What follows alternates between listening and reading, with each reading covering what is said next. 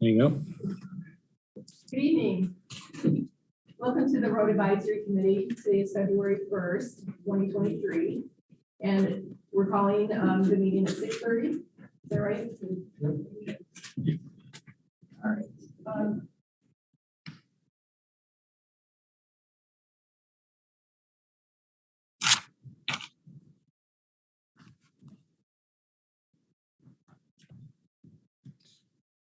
Yeah, I can look.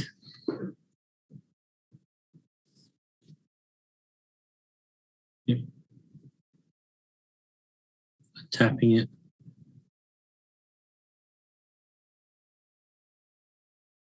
How is it now? We threw this on the CBA.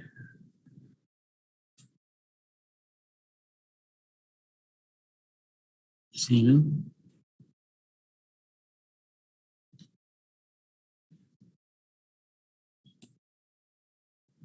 Yeah, no, that was the ZBA, Rob. We've made the change that we solved it on the ZBA, but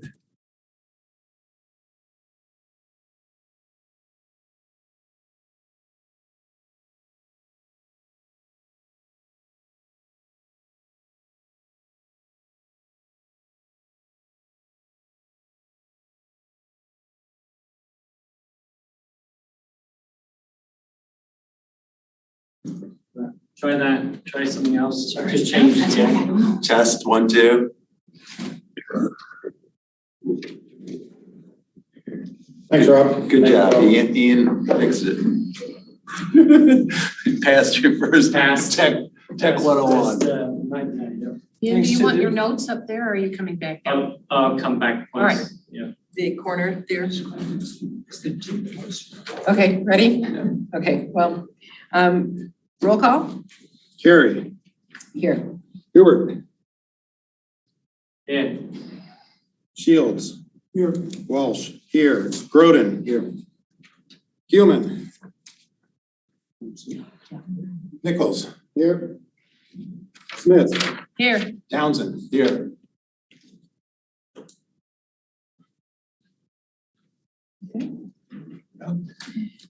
Adoption of the agenda. Is there anything that needs to be added? Go ahead, Ray. Yeah, I like to try to add 2 discussion items. One being Park Road, potentially paving Park Road as a discussion item, probably under section F, unfinished business. And then also Upland Style Ridge sidewalk improvements.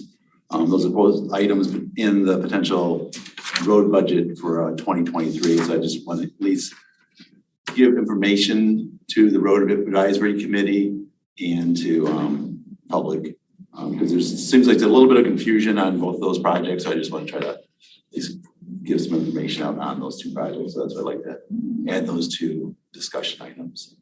Okay, on unfinished business, under unfinished? Yeah, I think they're both under unfinished business. Okay.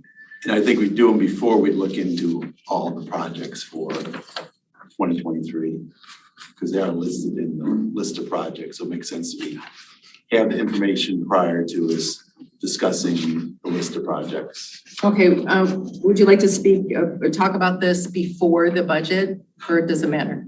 I mean, Yeah, that's what I'm thinking. okay, before, all right, I'm good. Loud so we can all hear over here.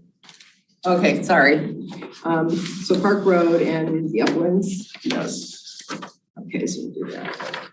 Also, I need to apologize for the agenda. I mean, Patrick and I are working together and I'm learning P, which is our program at the township. And I have to create a template and I forgot to put in discussion. So if there's any discussion other than what's on the unfinished or new business, let's put it under discussion only. It could be something that we learned, you know, in the past month or whatever, it doesn't matter. But I want to, if it's okay, put that in between E and F. We can call it E2, I guess, for today. And then the next time I'll have a better template. Okay, and adoption of the agenda. I'll say aye. Aye. Aye. Aye. Aye. Okay. Okay, the next, public comment. So anybody in the audience, or I'm sorry, the public would like to speak, come forward to the table. I'm just state your name. State your name.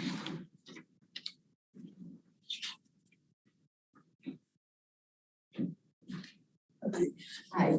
My name is Agnes Pastorino, and most people call me Aggie.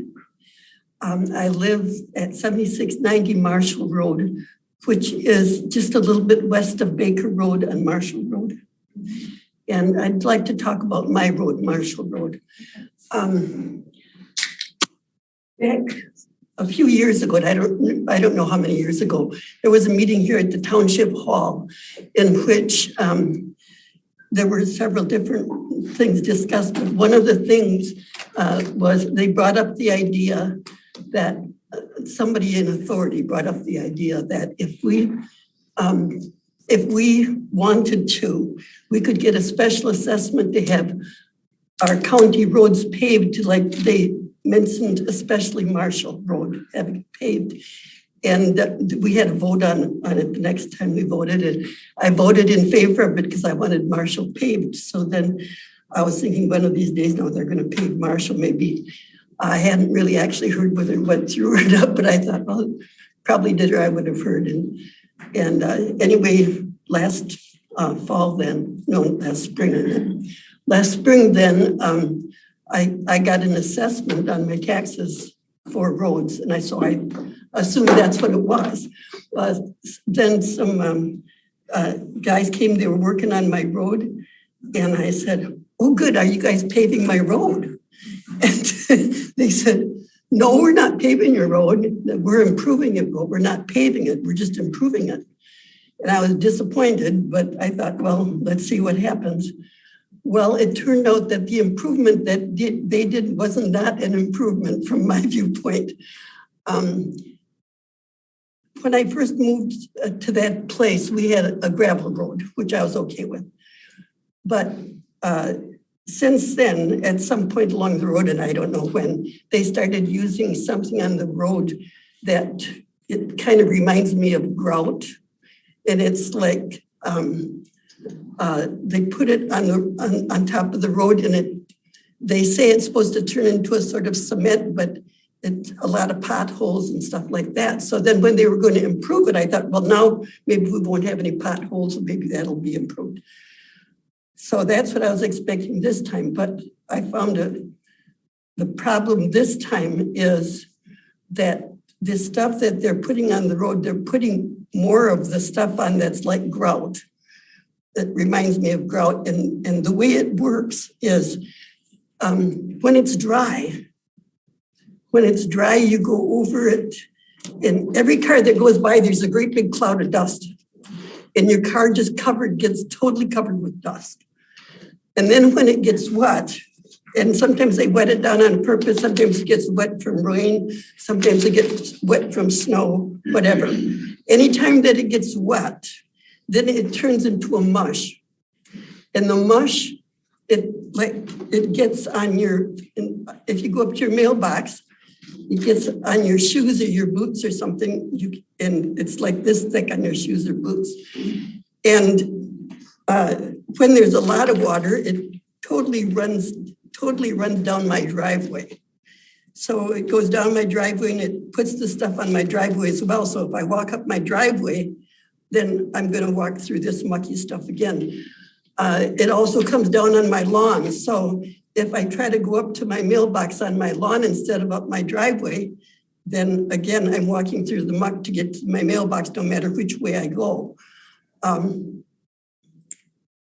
In building it at least twice, and maybe more than that, they built up the road like about, I think they were saying something like 16 inches or something, that they built it up to make it higher.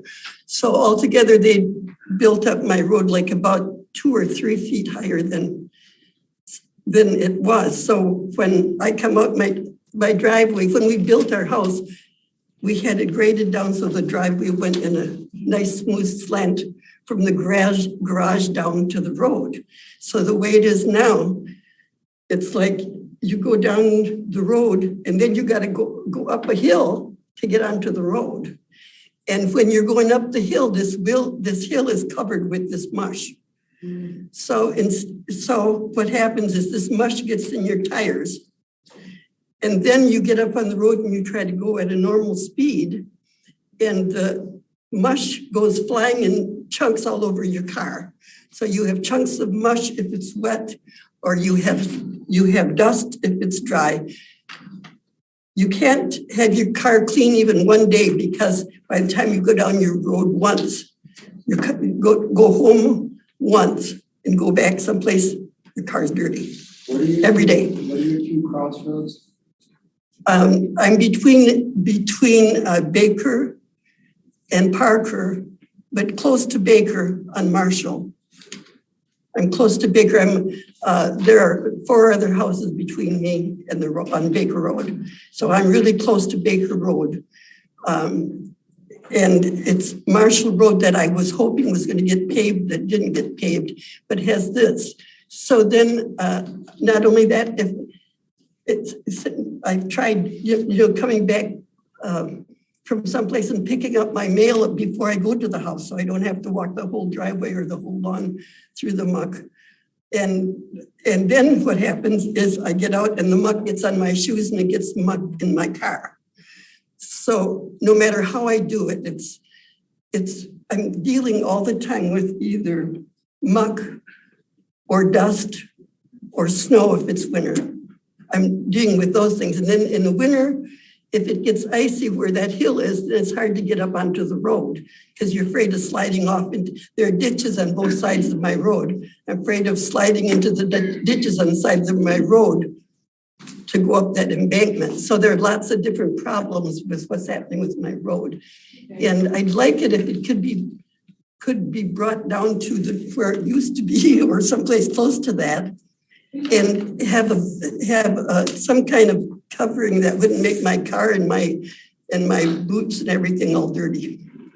We'll have to, I can take a drive out there, or any of us can take a drive to look and see. As far as Marshall Road, there's under the township-wide special assessment, that's what you saw in your taxes. And that was another thing. So I'm getting charged a special assessment. In the first place, when they talked about a special assessment, I thought, well, I have never been any place where you had to have a special assessment to get a road paved, because I thought when the traffic got high enough, they just paved it. No. And I've never been in a situation. No, I mean, yes. Maybe in other municipalities, but in Scio Township. I've never been charged an assessment before for work on my road. Correct. Yes, and in 2013, the township passed a township-wide special assessment for each parcel, $85 for 10 years.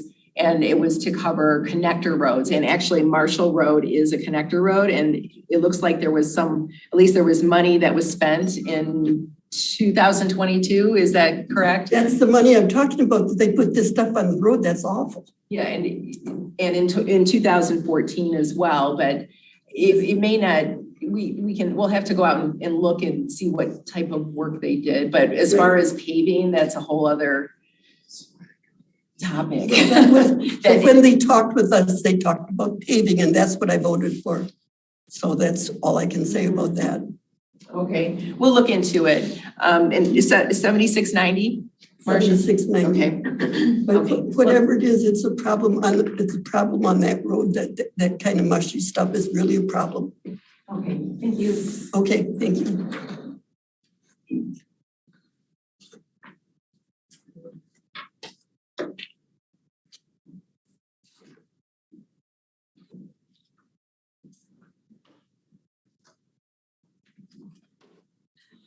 Hello, I'm back.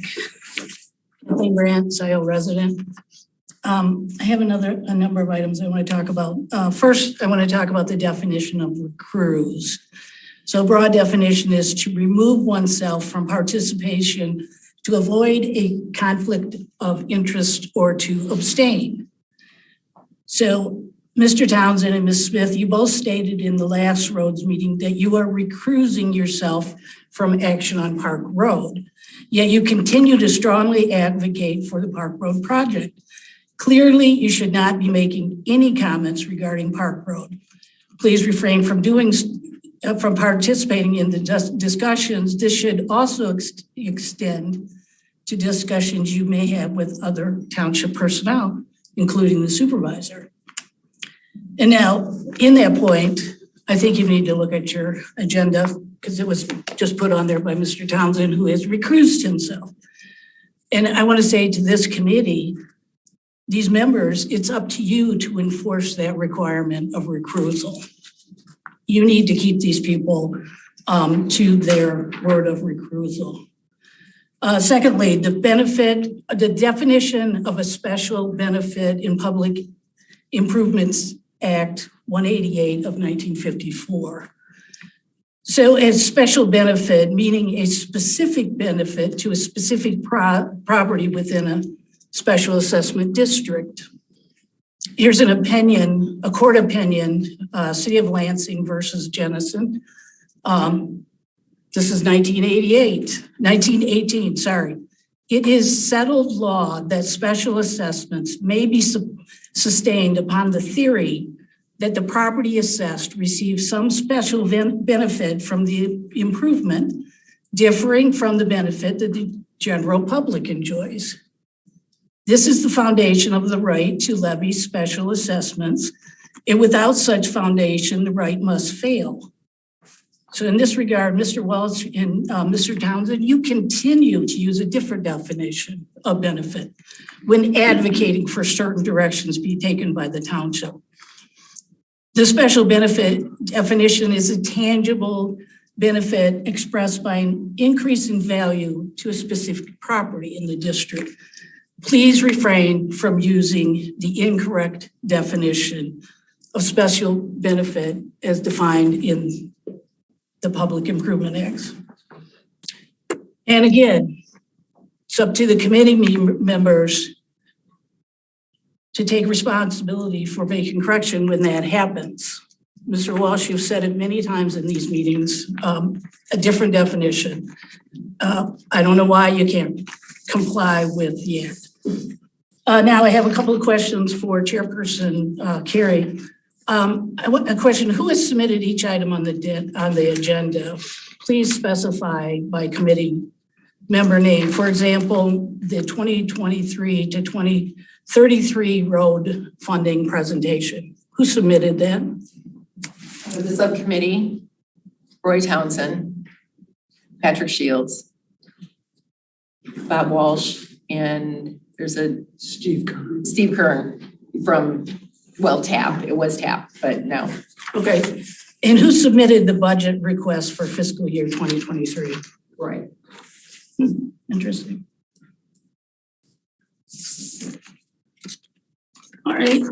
Finally, in that presentation I just referenced, the 2023 to 2033 road fund presentation, how was the calculation made to go from $85 per year to $185 per year? There's no supporting documentation to derive the $185 figure. This represents a 218% increase from the prior amount charged per parcel. The cost of materials and labor have not risen by 218% in the last 10 years. So it would be useful to discuss how you came up with that number. And then this is specific to myself. How was it decided to classify some local roads as subdivision roads? I know they talked about that in 2013, but let's consider this is not a classification used by the Washington County Road Commission or the state of Michigan. It's all local roads. This new classification, if used across the township, does not comply with the definition of special benefit in Public Act 188. In fact, by making this distinction, any properties on division roads get no special benefit from a township-wide SAD. These properties are actually penalized by paying for improvements on their road. They must do a special assessment to get any improvement. So for the prior 10-year township-wide SAD, I received no benefit from that. And in the current proposal, I will not receive any benefit for the next 10 years. I don't think that's gonna fly. And there's reference to Texas Township, as if that can be the rationale for deciding which roads you're gonna do. But let's keep in mind that Texas Township, just outside of Kalamazoo, covers all roads in their township. So they're not excluding subdivision roads. So by definition, anybody in a subdivision can challenge the proposal that you present. That's all. Thanks.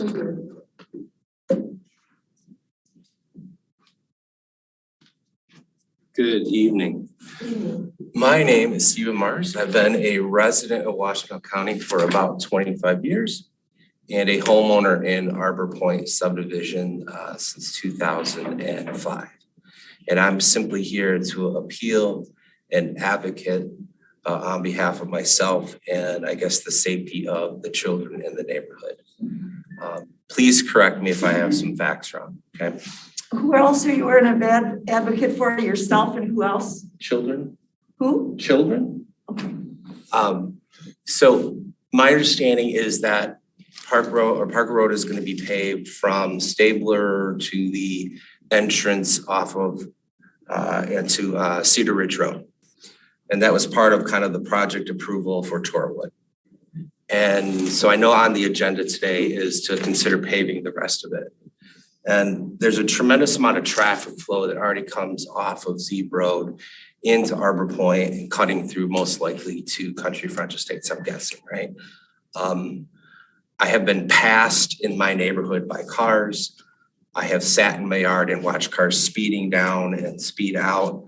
And my concern is that if the rest of the road is not paved, that the traffic is going to increase even more, making it considerably more dangerous.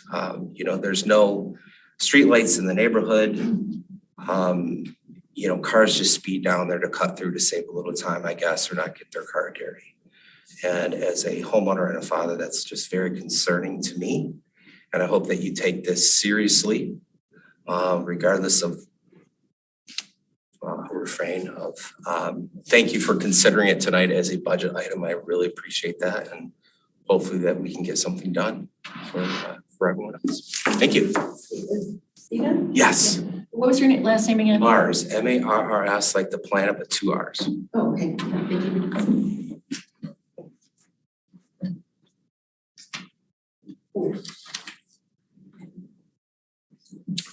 Comment. I'm Cindy Heberlein. I live at 5927 Rollingwood Drive and my house backs up to Park Road.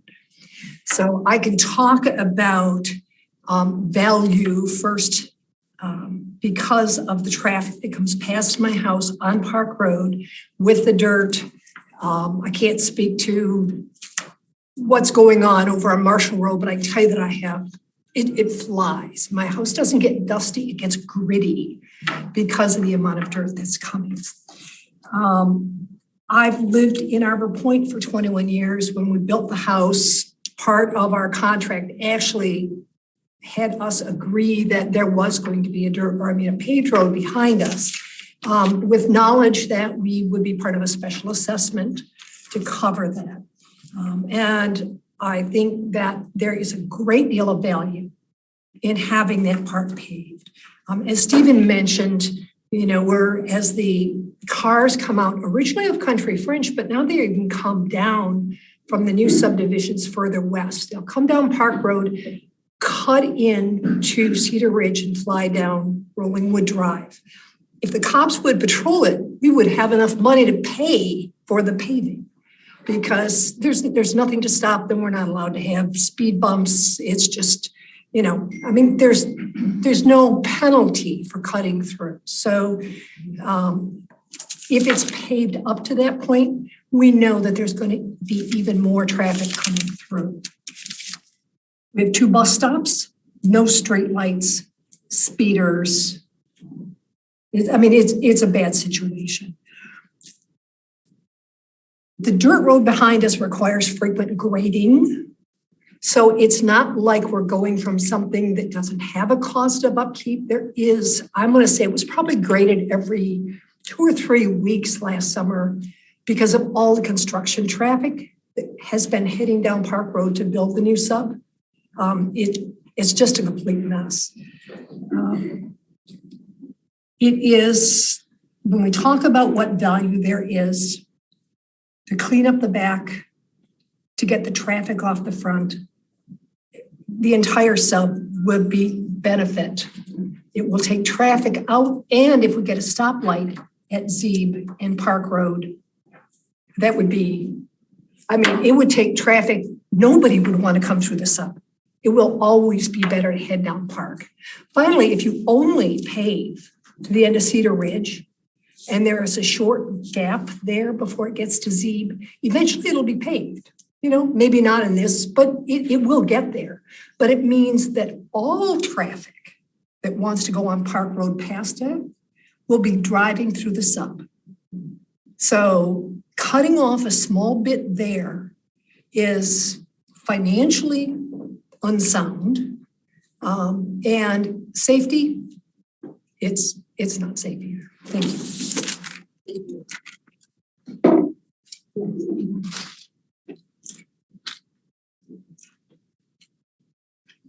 Hello, can you hear me? My name is Laika Misakur. I'm a resident of Scio Township. I live at 5972 Rollingwood Drive. I didn't even know my neighbors were here, actually, the previous 2 speakers. We live on the same street.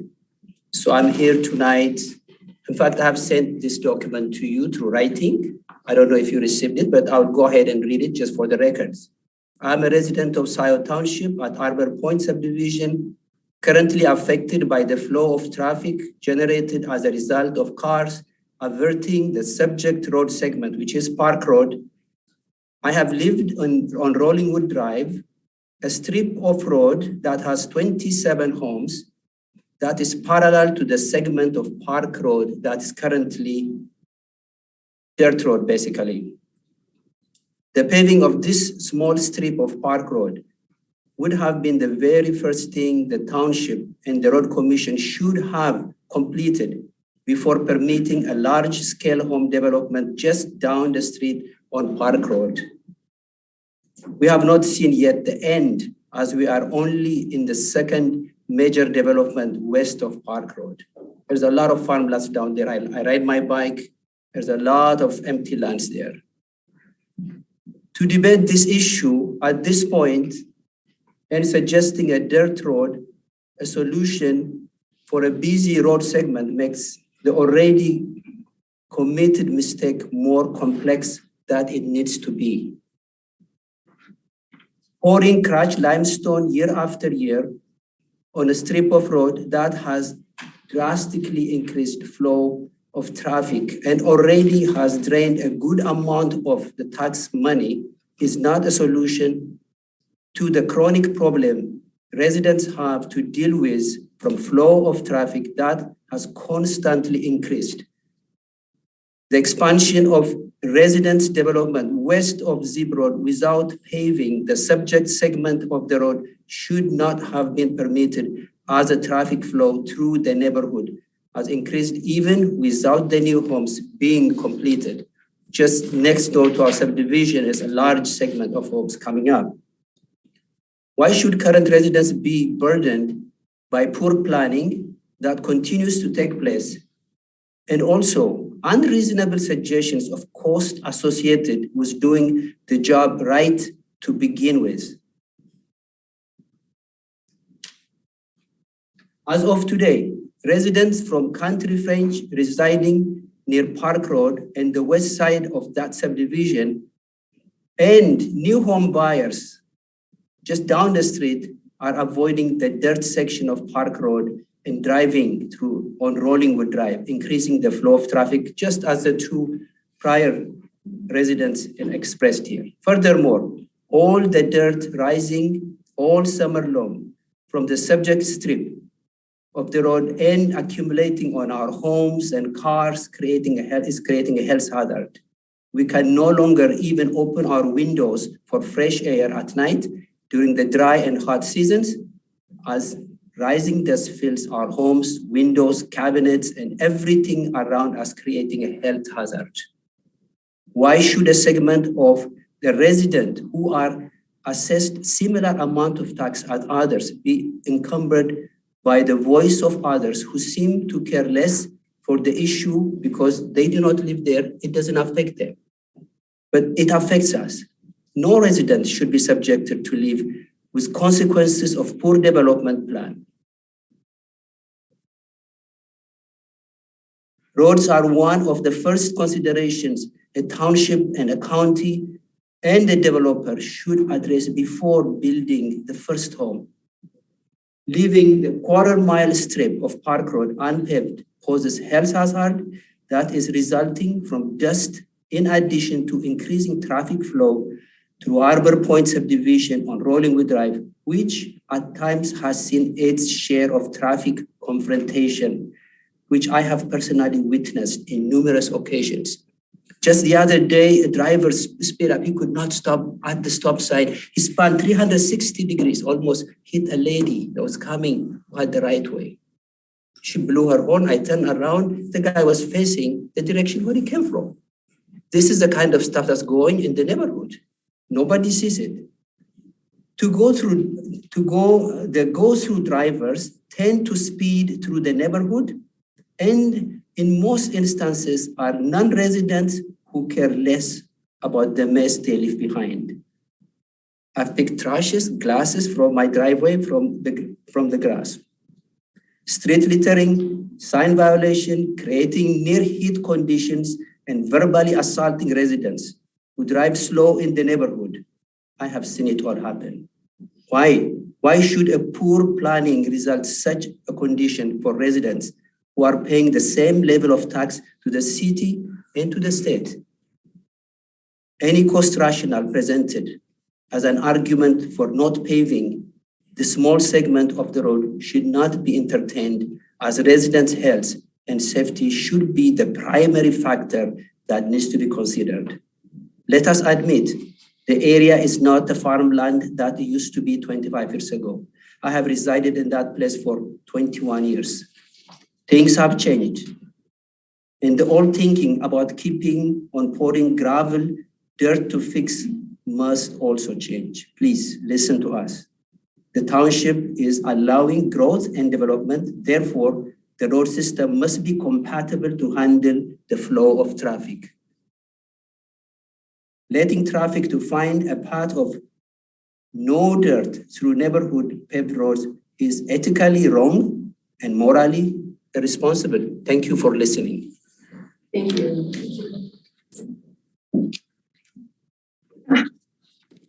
Well, these people, some of them live exactly in the same neighborhood.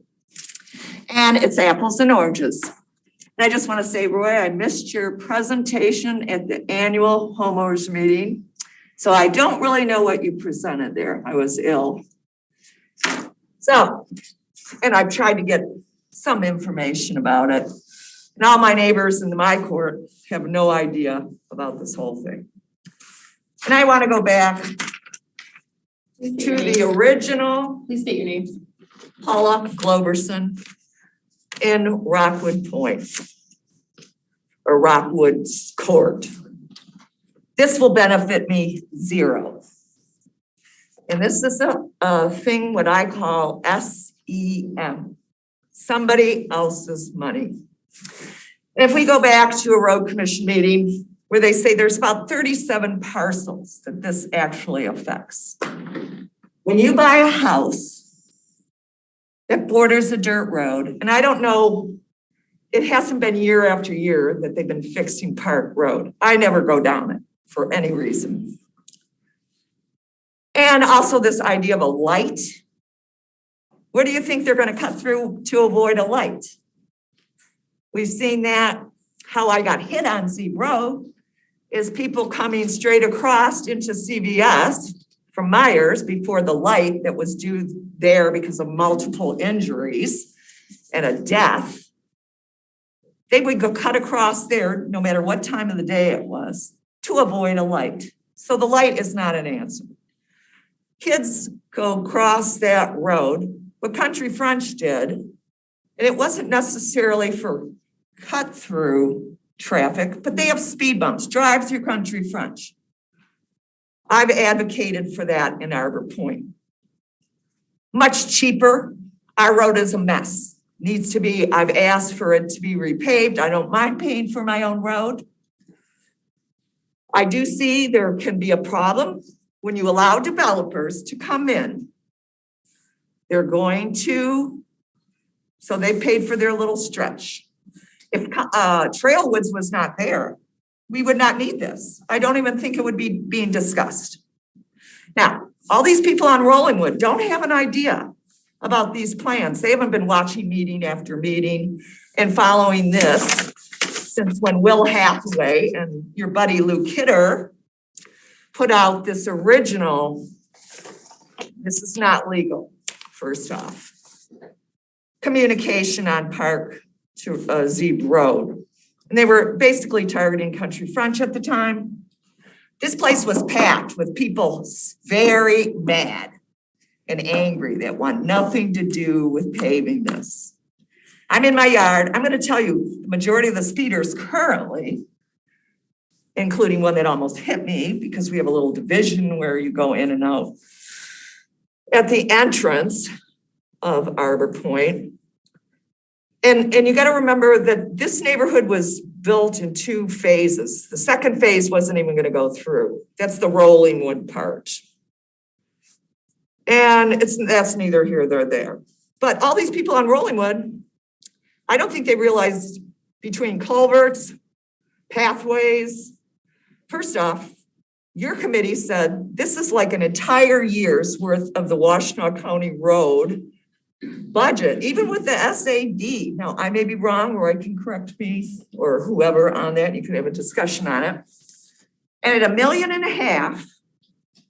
and trust me, folks, they're not gonna just, I think everybody thinks that possibly the people that even know in our neighborhood, because I've talked to plenty, the people that know think that the township is gonna pay for all this. Now, in the deed, it said something about, and there's legal things. I've gone to an attorney about this deed and Act 139, as well as one Act 88. And 139 also says in here, and then there's many subsections to it, that it says that upon receipt of the petition, there has never been a petition, number 1. So when Arbor Point Homeowners Association, I think they had Michael Ratty send a note over here like it's, everybody in Arbor Point wants this. And it's actually Rick Stites, who is the president. I've spoken to him when I could finally, now we have a buffer system that I'm not happy. Well, I haven't been happy with the Homeowners Association there in general, leaving cars sit for 4 years and. Hold on 1 more minute. Okay. Well, it's illegal on many different levels. And when they go to do their special assessment, it's the people who have frontage or want to opt in. And like I said, there's been no petition, so there's no way out of 172 homes, I believe it is, that Arbor Point Homeowners Association, who states that they are representing all of us. Personally, I've never even signed a proxy with those people. And there's a lot of problems with what they're trying to attempt here. That's it. I could go on for probably 20 minutes. But the conflict of interest definitely is a problem on not just this committee, but the DDA. If you connect all the dots of all the people that are on these different committees, and I worked 20 years in Scio Township, there's a lot of stink. Thank you, Paula.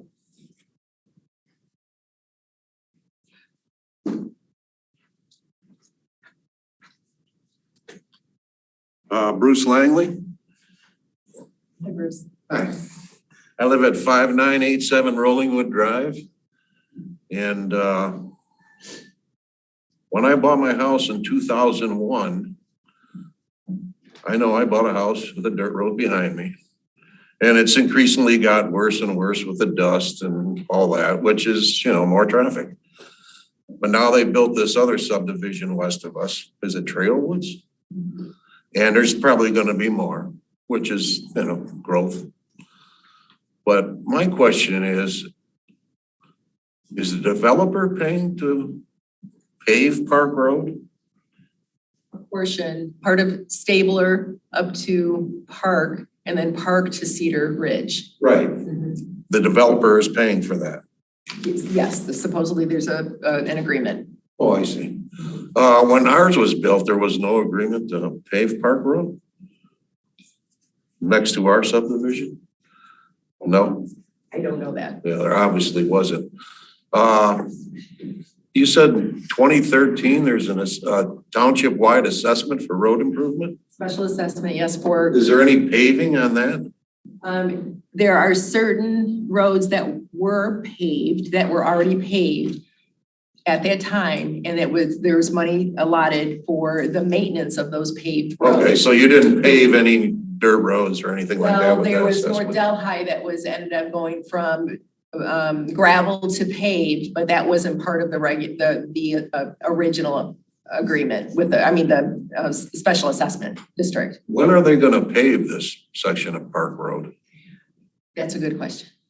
So it's not, there's no date where they're gonna start? Oh, you mean for the part that the developer, Yes. when they complete, Oh, I see. yeah, I'm sorry, I thought you meant the rest of the section everybody's talking about, so sorry about that. Yeah, and my concern too is the traffic through our subdivision. It is bad now, and it's gonna be worse.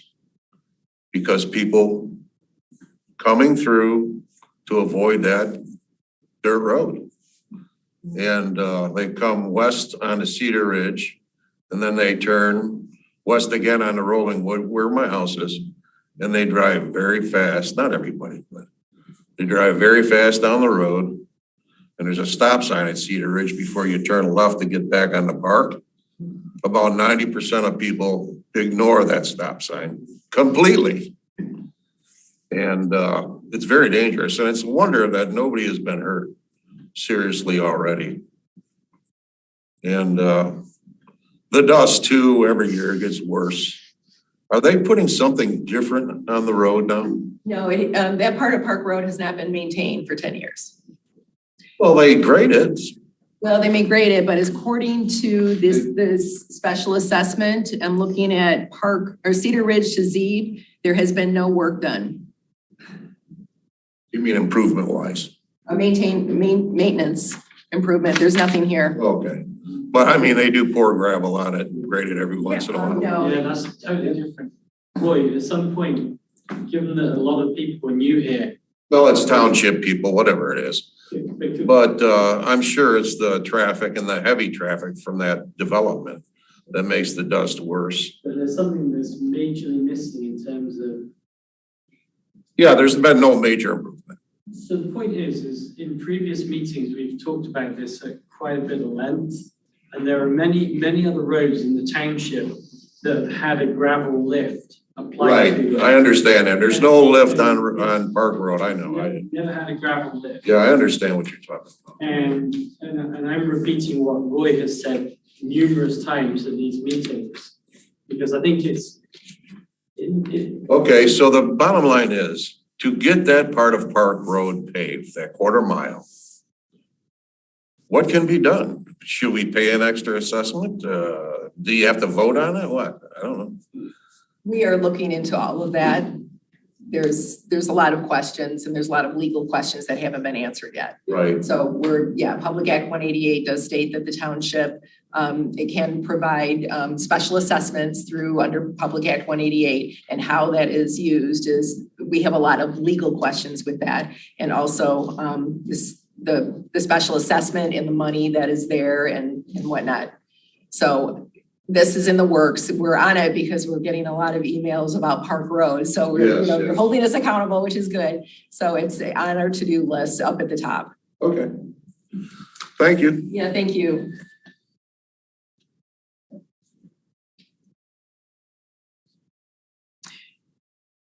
Anybody else here in person would like to speak?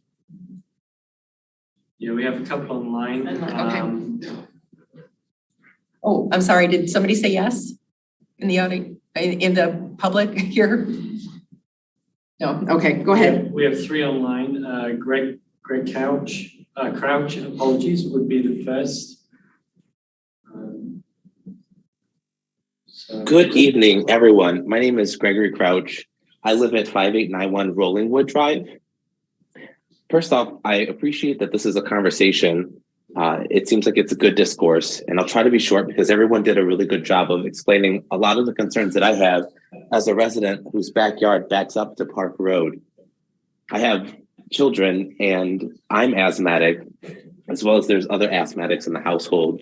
And in the summertime, when we would like to have our windows open or go out back, we simply cannot, because the clouds of dirt that come up through the increased traffic is problematic for us. It becomes a medical issue. I would say that's the one thing that I wanted to bring up first and foremost.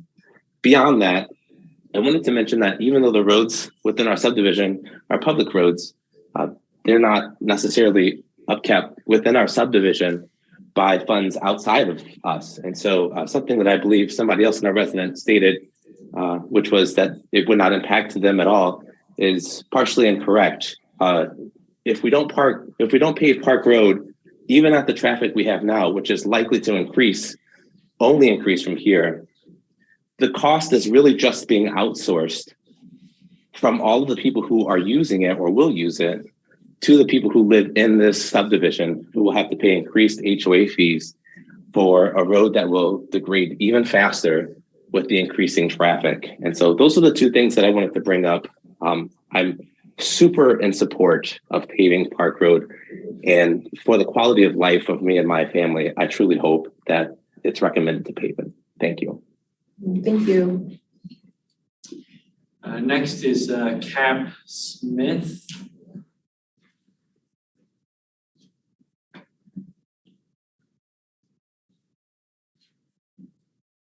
Hoping that you can unmute yourself. Okay. Hi, my name is Karen Smith. I'm one of those people that live on Rollingwood. I do not back up to Park Road. I'm actually across the street. Being across the street, I'm also that far away. I'm experiencing the heavy clouds of dust. You can't, if you have your windows open, you've got dust in your house. You have it all over your brick, your siding, your screens are filthy in the front. You don't want to leave your car out because it will be covered by the dust. I can't imagine the health problems that we're all facing from the clouds of dust and the increased traffic on the road. The big issue I have is with the number of cars that come through. It is unbelievable. And I feel that the majority of them are racing through that neighborhood. And as others have stated, I work in the front a lot on my garden. I see them not stopping at the stop signs on both ends because I'm at the highest peak of that road. And I see both where it turns into Cedar Ridge on one side and the other side, cars aren't even stopping. And it's just the speed, it's really scary to see the joggers, the people on bicycles, the children in the streets, and these cars going through at extremely high speeds. Also, as Mr. Crouch just said, the additional traffic is deteriorating that road faster and faster. And we in the subdivision, all of us in the subdivision will have to pay for that being fixed. The township isn't going to pay for it, and the neighborhood to the west of us is not going to pay for it. Literally, not paving that road is preventing all of us along that edge and actually throughout the neighborhood from not having quiet enjoyment of our environment. And I'm hoping, thank you very much for listening to this, and I'm hoping you consider what everyone is saying here and the dangers of not paving Park Road. Thank you. Thank you. Next, we have Jonathan Greenberg. Hey, thank you. Can you all hear me? Yes. Awesome. So I just want to, a little allegiance here with my Rollingwood neighbors down the street from me. Having lived at 6580 Park Road from 1989 to 1999, I could say that the real problem started when they built Arbor Point and Country French Estates. It was really peaceful out here till all you came along. No, I'm just kidding. This has been, I guess my point is this has been a problem for a really long time. It's 6580 Park Road. We could not leave. I know exactly what you're talking about. Maybe not the volume, but back then it was just as bad. It covered everything. It was terrible. In fact, that's one of the main reasons I built my house where I did, further away from Park Road. But all that aside, I think the most important, or some of the more important issues that were outlined tonight have to do with safety. As a respectful and calm, peaceful driver who I can testify to using Arbor Point and their roads to get out to Zeeb Road the few times that I go out these days. And in doing so, I always stop at the stop lights. I'm very cognizant of the children playing there because I treat it as if it is my own neighborhood.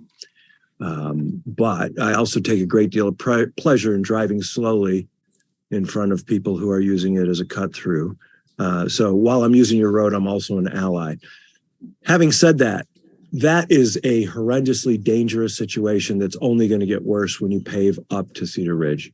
And for the 1 year it takes at best to get that adjusted, I worry for that neighborhood. I also worry that the group that is in charge of making these decisions in considering speed limit for Park Road as part of the process. I would want to know for sure that we are going to lower the speed limit and that somebody at the township is in charge of ensuring that they work with the state to lower the speed limit on Park Road from 55 to appropriately 35 if people are going to be walking up and down this with their kids and joggers and strollers. So I really hope you can focus on the safety issues here and ensure that both the speed limit is lowered on Park Road. That doesn't just automatically happen because of wishful thinking. It has to be owned by somebody and they have to see the project through with the state. And we also have to make sure that we don't do this in an order that makes the residents of either Arbor Point or Country French Estate bear the traffic for an extra year until they pave that last quarter mile. And thank you for listening. Thank you. Excuse me, thank you. We have Rob Patterson.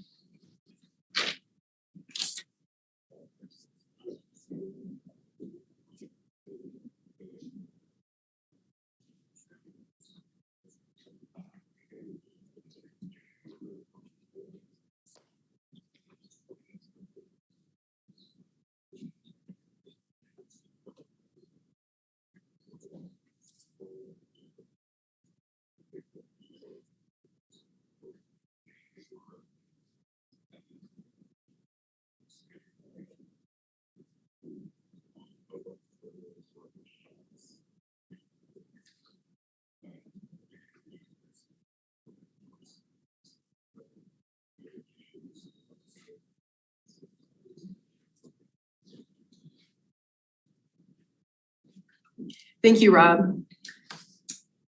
Nobody left. Anybody else? Okay. Communications and correspondence. We read through those, I'm assuming I did. And there was more that came in today, but anything that will be on the next agenda. Do we have any questions? It's basically the same as Park Road. And also, I'm going to, there's a correspondence from Nate from the Washtenaw County regarding the culvert on, we talked about this a little bit last time, I think, on Parker by Nate Ben. Murphy from the Road Commission, yes. Nate Murphy, yes.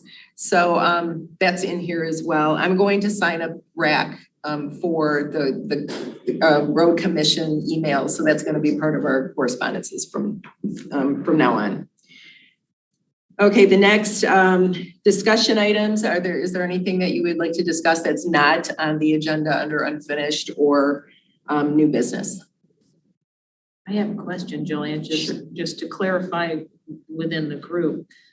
Ms. Brandt brought up an interesting point in that both Roy and I have stated in the past, that we have Park Road interests. I own 2 houses and property on Park Road, have for many years.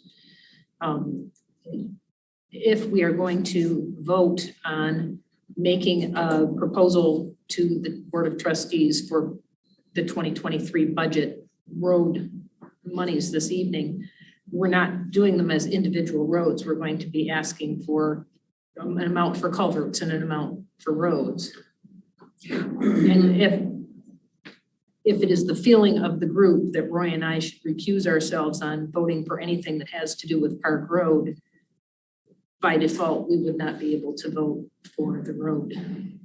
Well, the budget, I think the budget is the budget itself. And if it comes in front of us that we need to work on Park Road as its own entity, then we can have you recuse yourself from that point because, well, and we have to look at the whole thing too, because if it's not a special assessment, I don't know, but I don't know either. I'm just saying, I want to that's make sure that we're clear, and if anyone's uncomfortable with it, that I'm happy to okay.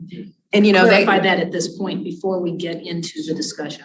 Yes, and since one of the things on the agenda are our policies we're adding to it, so why don't we put something in there like that? Because I think there's something in the board policies regarding, well, I know there's a state law, as far as recusing a conflict of interest, so we can add something to our. Just out of curiosity, we're an advisory. We don't actually make any decisions. It's up to the board. Correct. Yes, that's true. Does your voting one way or another matter? Ultimately, it's up to the board. Well, we vote on recommendations to go to the board. Yeah. So I think that it would matter. I mean, this is an interesting topic here, that we haven't really come across until recently. So, I mean, we can, I can look into it. I'll go to the, Yeah, I don't know. The I'm just difficulty is if asking. we don't make recommendations this evening, we will miss the opportunity to get things in front of the board on a timely basis for the 2023 budget. So we need to. oh, yes, but that's the budget. So we were just, if we took Park Road by itself, I think that would be different. Yes. Yeah, okay. Separated it out. Yeah. So, and we're just having a presentation, right, for Park Road? We're not making recommendations or anything? It's in the budget. It's listed as a budget item in the. Yes, but there's something that you added to the agenda for Park Road. This discussion, yeah. That's a discussion, okay. Discuss, Yeah. uplands, and because it is a line item in the budget, I wanted to at least update the road advisory committee of what that is, because it seems like, obviously you can hear there's still a lot of questions and confusion on this road project and uplands and Scio Ridge projects that are potential road projects in the 2023 budget. That's why I wanted to, try to answer some of those questions and clarify things.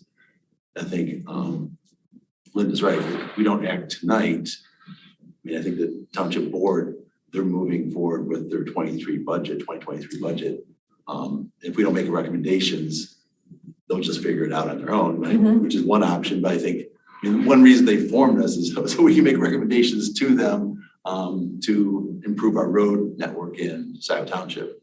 So it seems like that's one thing we do, and that's what we did last year. And it seems like we have 12 months. We talked about this a year ago, and said we need to get this done, sooner versus later. And here we are in February.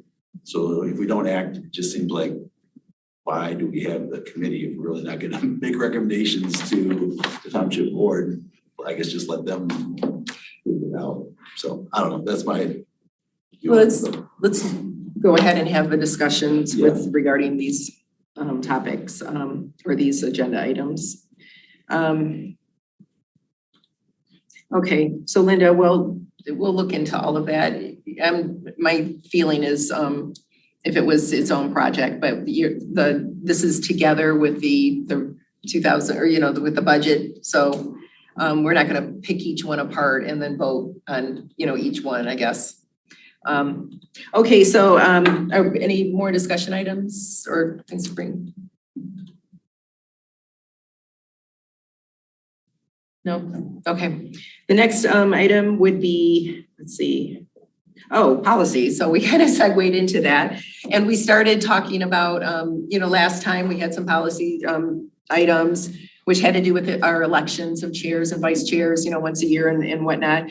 And Patrick and I were working on the agenda together, and it's a lot to put the agenda together, and we're all busy. So we came up with a plan of having, and put this in the policies, that the Wednesday before the board meeting, any agenda items need to be submitted. So, correspondence is everything to go into that packet. And then that Friday is when the packet is created and then sent out to everyone in the public.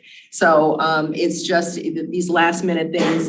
And we want to make sure everything's in the packet for the public and for us to read, because as we can see, this one was pretty thick and it took us a while to get through. If that's okay to add that to the policies, and we'll have the policies up on our website, and of course we'll all have, and we can add to the policies as we go. And if there's anything else that you can think of for policies. I would just add that on the Monday, Saturday, over the weekend or latest on Monday, I will send an email out to everybody that just says, if you got an item or report to give, I need it by Wednesday.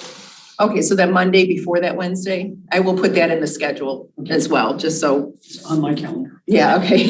I know it's not really, for everybody else, but, go ahead, Linda. I would suggest that you make the language more to the intent shall be as opposed to it must be, because if for some unforeseen reason the agenda is not submitted to the township and on public record by the Friday, we don't want it to appear that it becomes invalid and we have to cancel the meeting. Because oh, no, that wouldn't happen. I just soften the language enough so that you leave yourself. Well, it's just anything that comes past the deadline will not be included in the. Yes. Yeah, it's I'm learning peak, and to go back in there and add things after it's been published is. It's not good. No, it's not fun. It's difficult. Okay, so let's see, agenda, interest of looking at that, and then it was, the elections, the election language. Okay. All right, Roy, so the next, you want to talk about Park Road? This is under, we're on. We'll do the simple one first, which I'm is sorry. more Take a uplands. step back. Sure. There was language in the minutes on the elections of officers and attendance. Mhm. Did anyone have any issues with them before we move on? We talked last week that we'd put the writing in. It seems like we should at least agree or make changes rather than let it slide another month. I thought we had it rather well drafted. It was just, we didn't want to act on it that evening. We thought we'd let it sit. And upon rereading it, did anyone come up with any more? I'm good. Do we need to vote on the policies as we go, or? We could vote on them individually, or we could wait and try and make a target of, April 1 or something to adopt them by.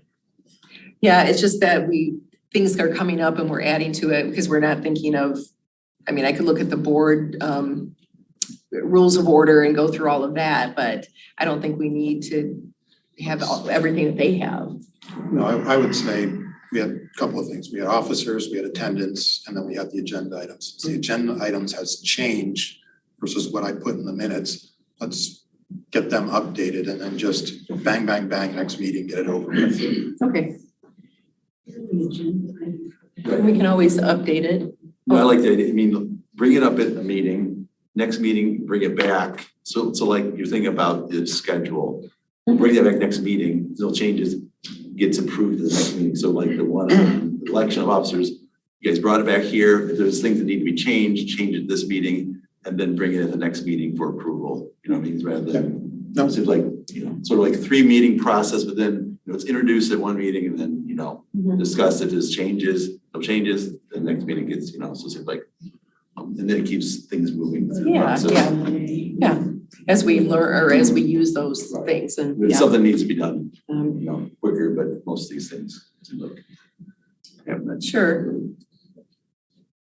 Anybody else? No? Okay. Everybody awake?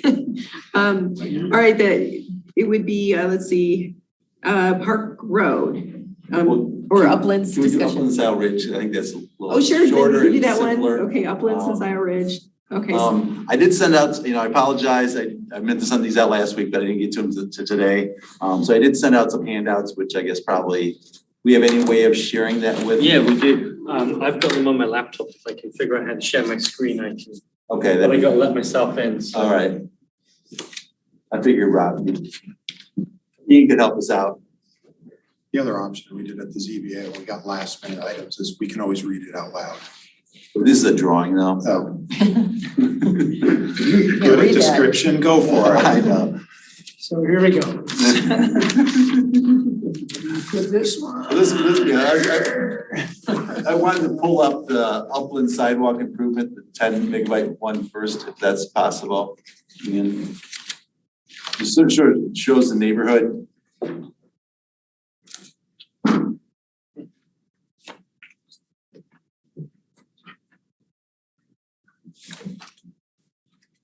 Trying to make myself count.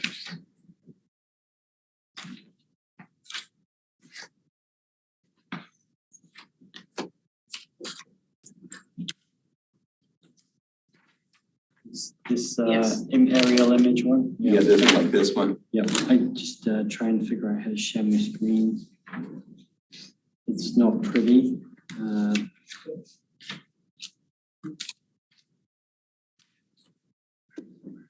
I had Christy print all of this off for each member. And she didn't put it in my inbox. So I will get it to you for the next. So I was looking at it like, If we cannot, I can describe the project. It should be there, but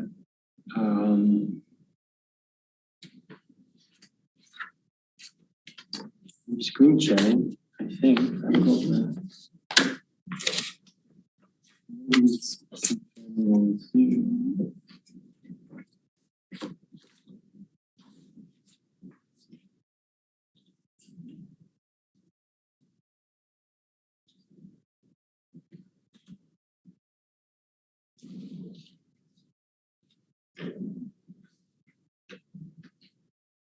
make yourself.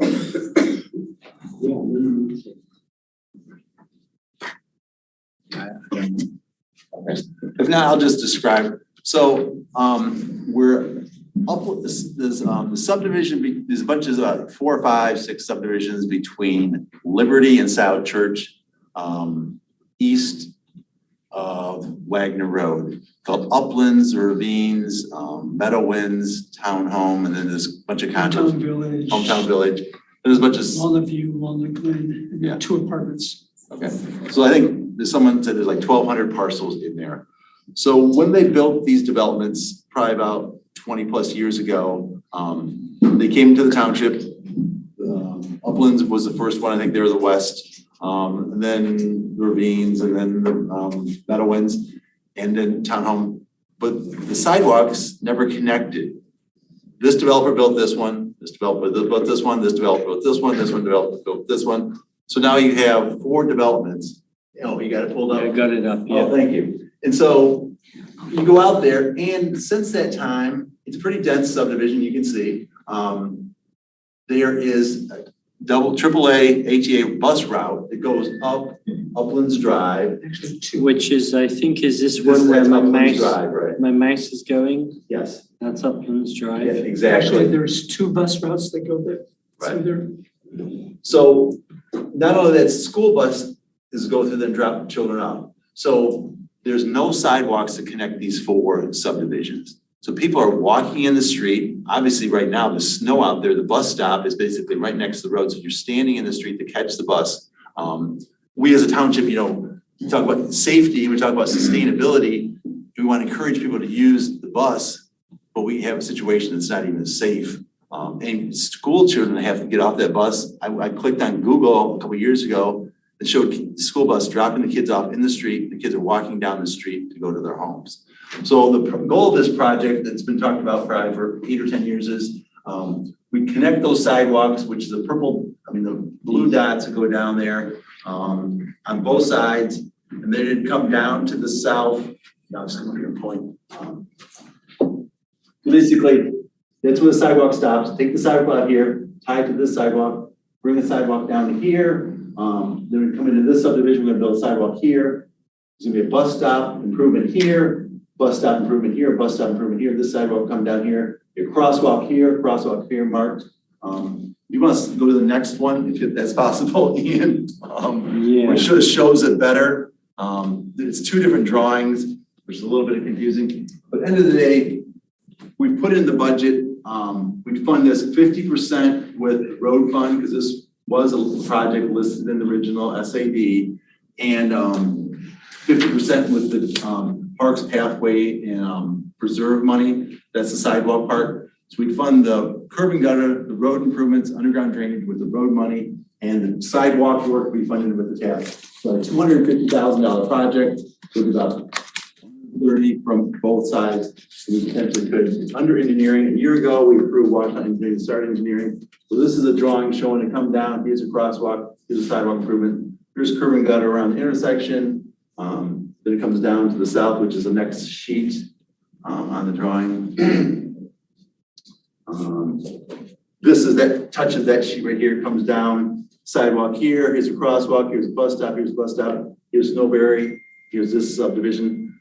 We met out there. We may end up putting a sidewalk on this side. Right now, we're just showing it on one side. We want to have a public meeting with the neighbors to find out, what kind of support there is. But that's why this is a project, and that's why we wanted to put a line item in the budget in 2023, so we actually finally get this to this improvement. Ultimately, if you zoom out, this ultimately be phase 1. Ultimately, you go back to the other drawing. Sorry, Ian. Yeah. This guy. This subdivision is, as you come down Uplands, maybe this doesn't show it if you can zoom out. This is South Church Road. And right here is the city of Ann Arbor. Here's Oak Valley Drive. Here's the library. Here's, Pittsfield Town Target. Ideally, this would continue and go all the way to Ann Arbor. That's a destination. People want to be able to, make sense that people can finally walk, ride their bike, safely get to the city of Ann Arbor. There's bus service. This is just phase 1, trying to tie that together to connect these subdivisions. So I just wanted to explain that to people, because they're like, what is this? We've talked about it. And I think a year ago, we actually approved money to fund some of this for Washington Engineering to get going on engineering. So they're developing the plan for the next steps. We need a public meeting. So are there any questions of what this project entails? Forgive me because I may be behind on this, but is there any easement issues with the people whose lawns will have the new sidewalk on them? Is there any way that we would approve this money and it would get hung up because we aren't able to put the sidewalks in because of right of way? It's public roads, so they're in the public road right of way, or they're in the, for the most part, they're on the public road right of way. So we'll have to get a permit from the road commission, but they're not, we don't need easements from property owners because it's all in public road right of way. I think there may be, right here, you may need a grading easement from the HOA, which is, this is ravines or? It's ravines. Ravine, yeah. Look at that corner right there. Or is that Meadowlands? Ravines? Ravines on the left, meadow on the right. Okay. So that's the only thing we may need is a small grading permit, but at the end of the day, sidewalk work, curb gutter work, storm sewer work is all in the program. And we did talk to AATA. They were the ones that originally had a bus stop locations. We modified it because originally the bus stop was going to be up here and the crosswalk was going to be up here. But we realized people in this neighborhood, when they walk to here, they're going to come down and cut here. So that's why we moved the crosswalk closer to here. And AATA was, it made sense to them too. So this is all been reviewed by AATA. Yes. What I don't understand is why wouldn't the cost be borne by the subdivisions? why would it be borne by all the Scio taxpayers? Because that's It why doesn't we make have, sense. that's why we have that road millage and parks and pathway millage to make improvements for the whole community. You mean SAD? Right, roads, SAD, and parks millage. Right, between the two things, yes. That was the whole intent of the township-wide road improvement millage and the parks pathway millage is to make these type of connections. I mean, that's why people voted like 70-some% and stuff to do that, is to connect communities together. So that's why, you know, yeah, we could have tried to assess all these, and we've talked about neighborhood SADs, they're a real pain in the butt. You know, how many meetings that the township had with the ones they did last year? That's why it makes more sense to do them globally rather than have each neighborhood try to do their own. So that's my take on it, obviously. Okay. Any more questions from? Yeah, so you said that this was part of the original 2013 list of improvements? Yeah, we did improvements in Uplands and South Ridge Road. That was repaving of those roads was in. Yes, but not, it has nothing to do with sidewalks though. No, but that's why we're using Parks Pathway millage for the sidewalk. But putting the curb and gutter and the storm sewer, we would use a road millage. Road improvements, so we can use road money for road improvements. Well, according to special assessments, once there's a list of improvements is voted on and approved by the board, that's all we can spend that money and only improvements we can do and spend the money that was allocated. And I'm looking at the list that I guess is on the township website from 2013, and there's nothing more. I mean, there's this was Upland and Scio Ridge, or Scio Ridge, not Scio Road. I gotta stop naming everything Scio. It was funded. It's a township agreement. I don't know why it's not on here. Okay, Scio Ridge. I mean, I can attest it was done because I was involved with the project 8 or 9 years ago, and it was the township funded it with the township-wide millage. And I guess it's not much different than, you know, some of these other projects we did, you know, East Delhi, we've done it a couple times, Marshall Road, we've done it a couple times gone back. So it was on the original list. I don't know what would prevent us from spending money to improving that road. Scio Ridge, Liberty to Uplands, pavement, right? Yeah, we paved it. The township cost was $277,500. Estimated cost was $250,000. So yes, and why isn't it?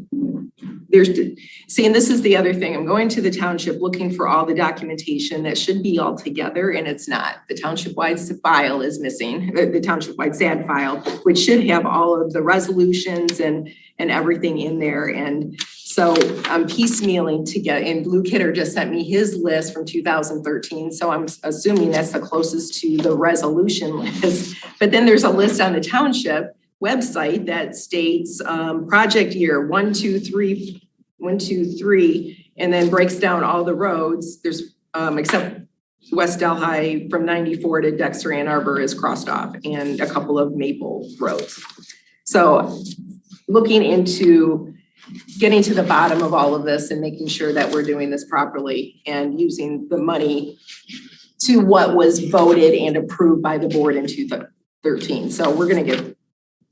Yeah. There was a township agreement between the road commission and the township to do this improvement. It was a listed project, and it was, you know, it was a resurfacing project.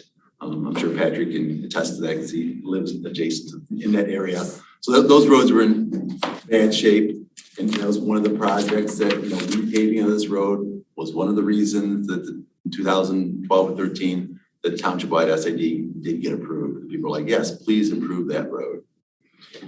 Okay, so the sidewalks would be from the park, the Parks pathways. The PPP millage. Okay. And then what was the rest of the improvement you were? Well, the road improvements would be using road funds. The curb and gutter, underground drainage, repaving where it's necessary. Those type of road items would be roads. All right, got it.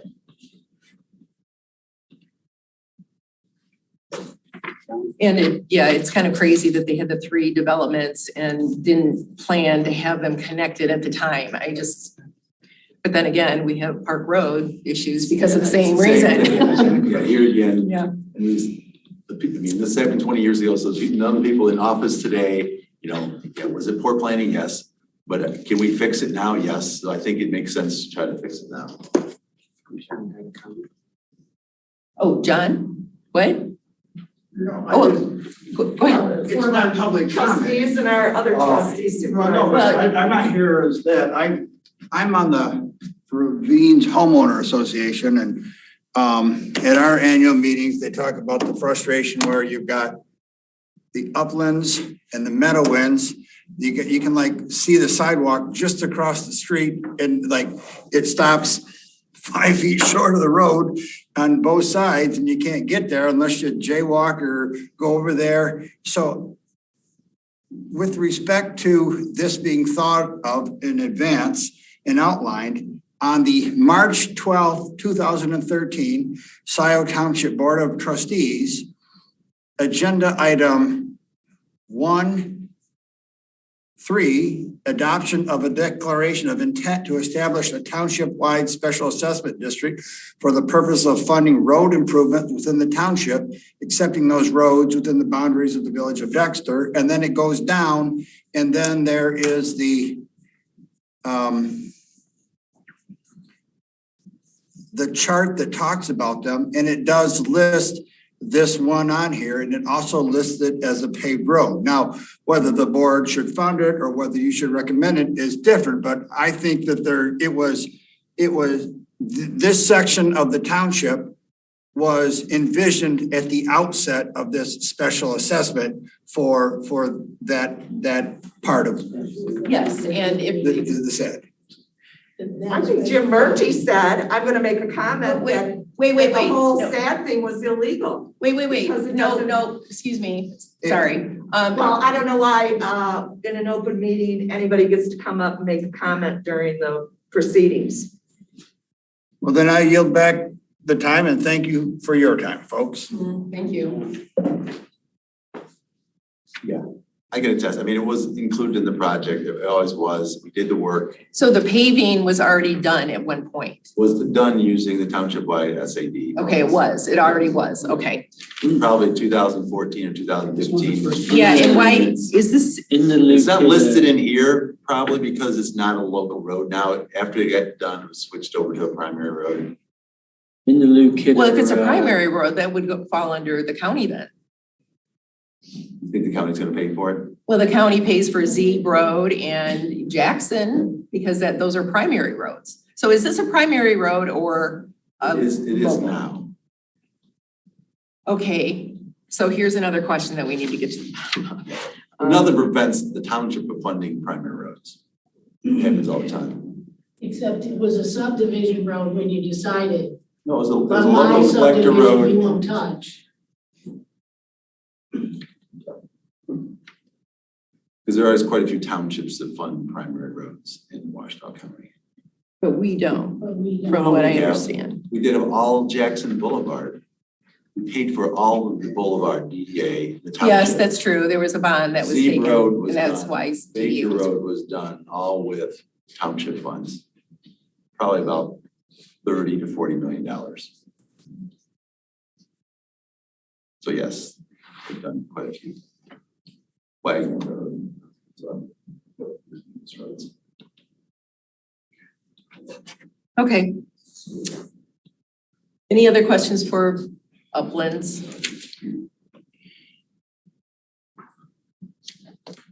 That was the easy one. Comments? That's an easy one, yeah. Let's consider that. The easy one. So now, Park Road. Here again, this road's been talked about. Obviously, you've seen a lot of emails people have come in and talked about. There's a lot of safety concerns. Probably if you can pull up this drawing, Ian, sorry. I sent that to you this morning. Your emails and I didn't see that one. At 9:08. Let me have a look. Just bear with me. Today. Yeah, it's printed off in the office somewhere for us all, but.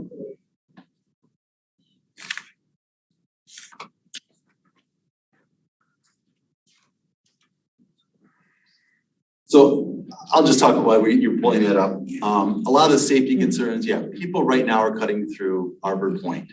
Trailwoods, when that's done, which is gonna be 400 units, more of those people are gonna cut through. To clarify a few things, you know, someone, I forget who it was, a lot of different publics view. The intent is the Trailwoods developer is gonna start and pave that section of Park Road and Stabler Road, starting early March, will be done by August of this year. They're finished with their development. No, but they're gonna do the project. I don't, you know, nothing I mean, they're supposed to do it last year, but they couldn't get an Eagle permit because they're relocating the drain. There's a drain down the corner of Stabler and Park, so it took them a year and a half, 2 years to get a permit from the Eagle to relocate that drain. So that actually is gonna happen this year. We've talked about this project for more than 10 years, actually 25 years, because you look at Arbor Point subdivision when it went in, there was agreement that the neighborhood would pay into it. So at that point, the township was considering paving Park Road, because I've heard people say, it's a new project. No, it's been talked about for 25 years. And then it's continued to evolve. We talked about this thing last year. It didn't go anywhere. End of the day, Trailwoods development is gonna happen. They're gonna pave their piece of road. It's gonna stop 200 feet past Cedar Ridge. So people are gonna go probably cut through Rollingwood. And like people mentioned, there's, I think, 3 bus stops. My kids are in high school now, but when they're in elementary, they walk down that bus stop and they say, hey, Dad, people cut through there all the time. In the morning, especially when it's dark in the wintertime, people come through there and cut through. It really is a safety concern. The dust problems are legit. Getting up to Z Road and Park, traffic is, Z Road continues to, the number of trips on Z Road continues to grow. So it just makes logical sense to finish this one gap.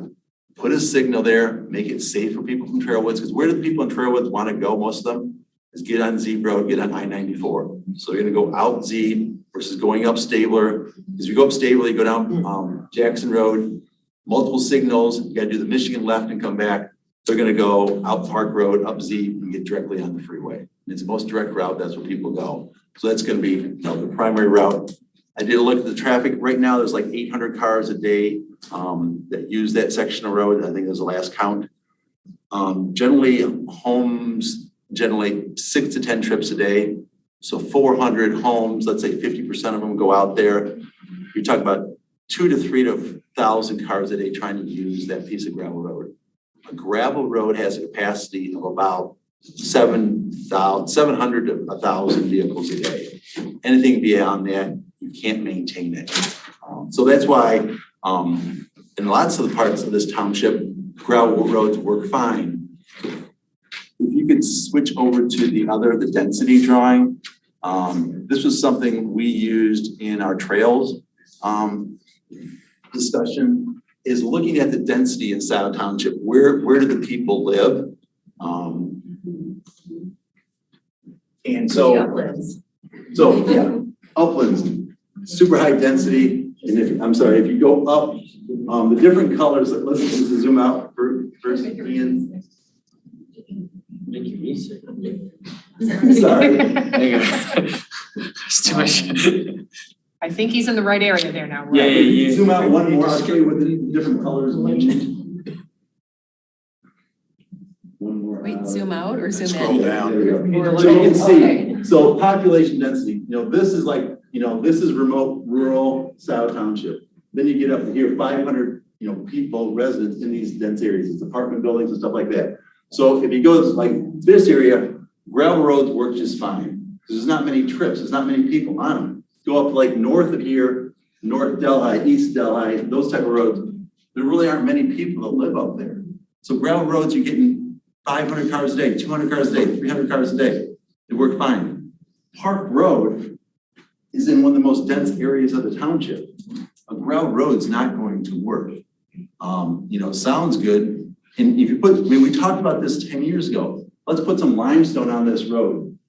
You're gonna just throw that money away.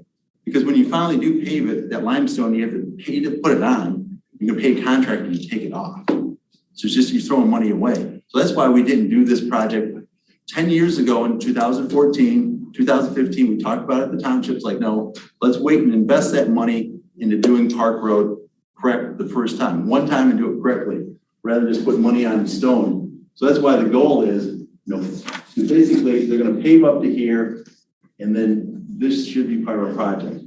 I'm sorry I'm advocating for this, but it just makes sense. Why would you have a gravel road in one of your most dense areas of the township?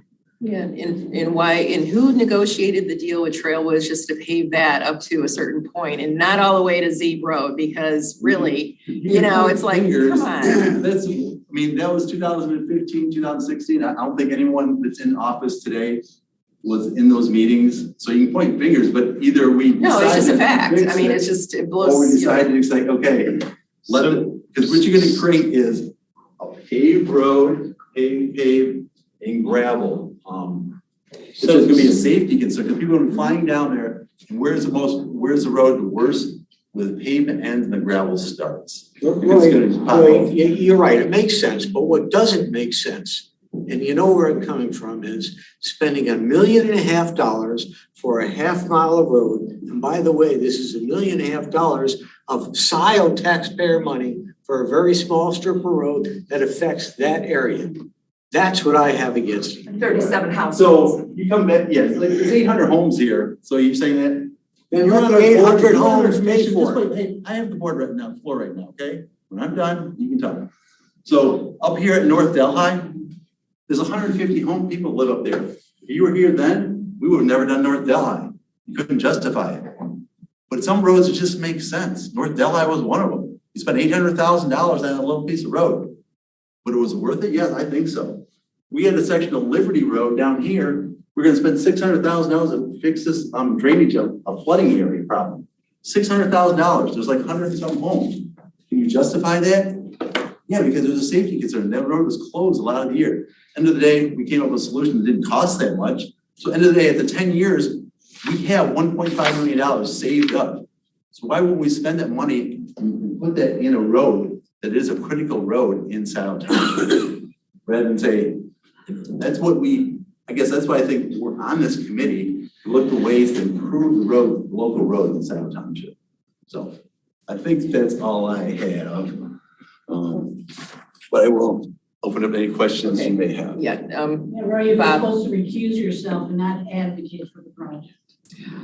I'm sorry, I live back in the sub, I have no direct benefit with this. I shouldn't be talking to you because you're not even supposed to be. Okay, all right, please. All right.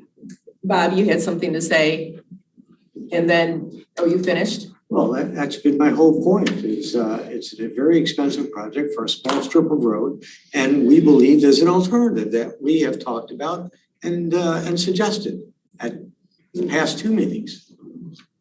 So couple of things, and I was trying to get to this from up there earlier on.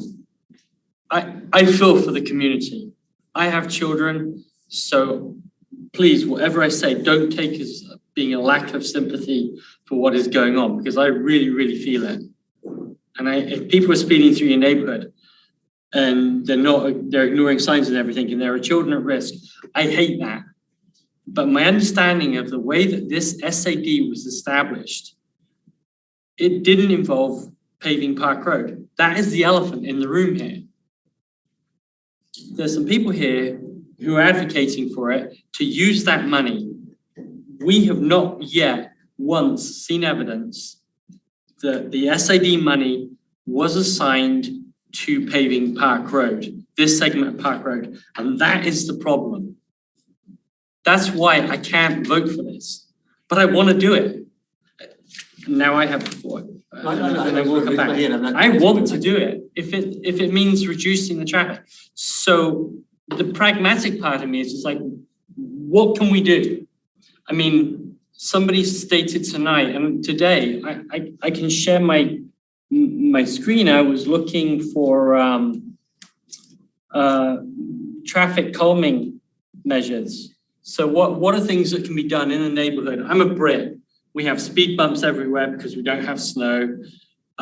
We put in road narrowing techniques to force traffic to actually pull over. There's a whole bunch of stuff. Go on Google, Bing, whatever, do a search. There are ways of calming traffic in a neighborhood. It's not impossible and it's not ridiculously expensive. Why are we not having that discussion? Somebody said tonight that that can't be done. And I say, why?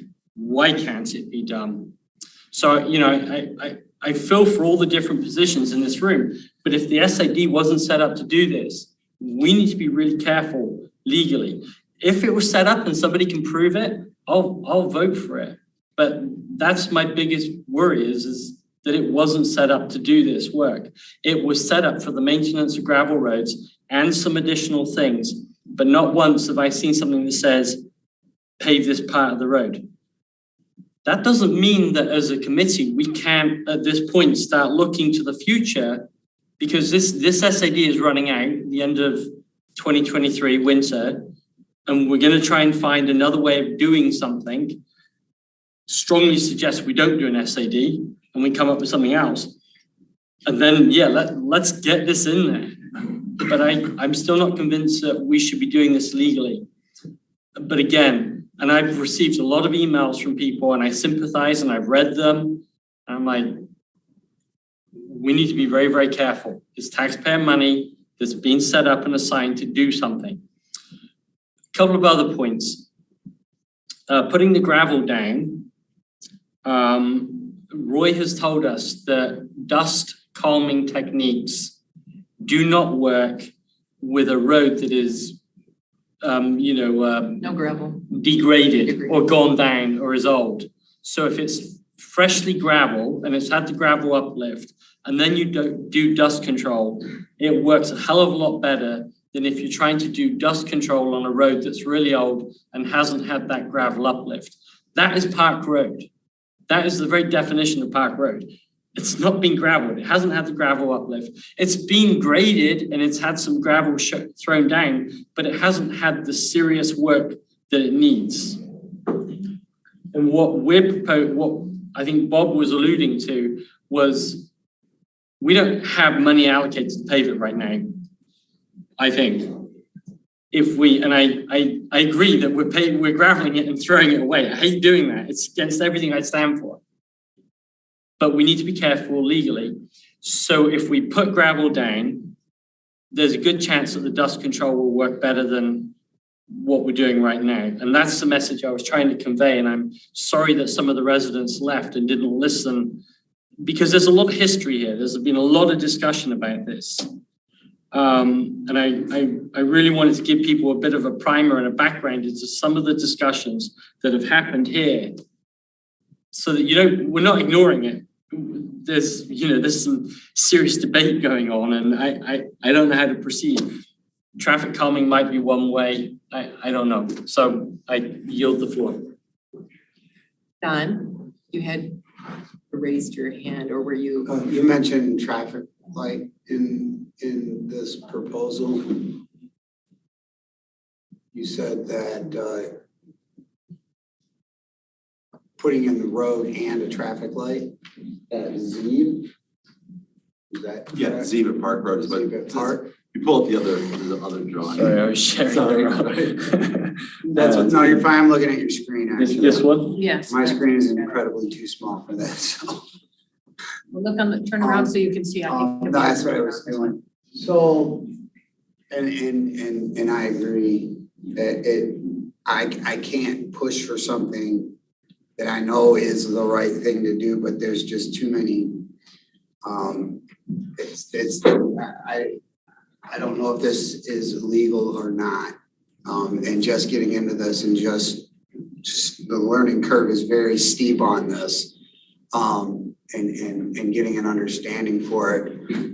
And Mr. Mars, you had some very strong points, and I fully agree, and I get it. And being in what I do, it's always safety first, and there is no cost to keep people safe. However, I just don't. It's a very short amount of road for a very exorbitant amount of money. So where did that figure come from? And is that something that will potentially go up or could potentially come down? So what is the figure for the whole project? I mean, everything that you want. The way I'm Not hearing you, 10 years, I'm sorry, but I'm hearing, you know, there's a lot of time that's gone on. Yeah.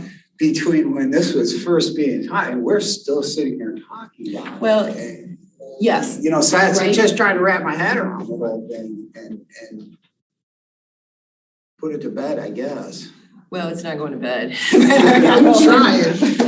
What I'm talking about now is, we need to do the engineering. Is it $10 or $100? You know, at this point, until you engineer the project, you really don't know. Well, you know, that's what I'm saying. So that's the first step. You need to figure out, you know, I think that what we talked about doing is a cross section that has curb and gutter, reduce the amount of tree impacts.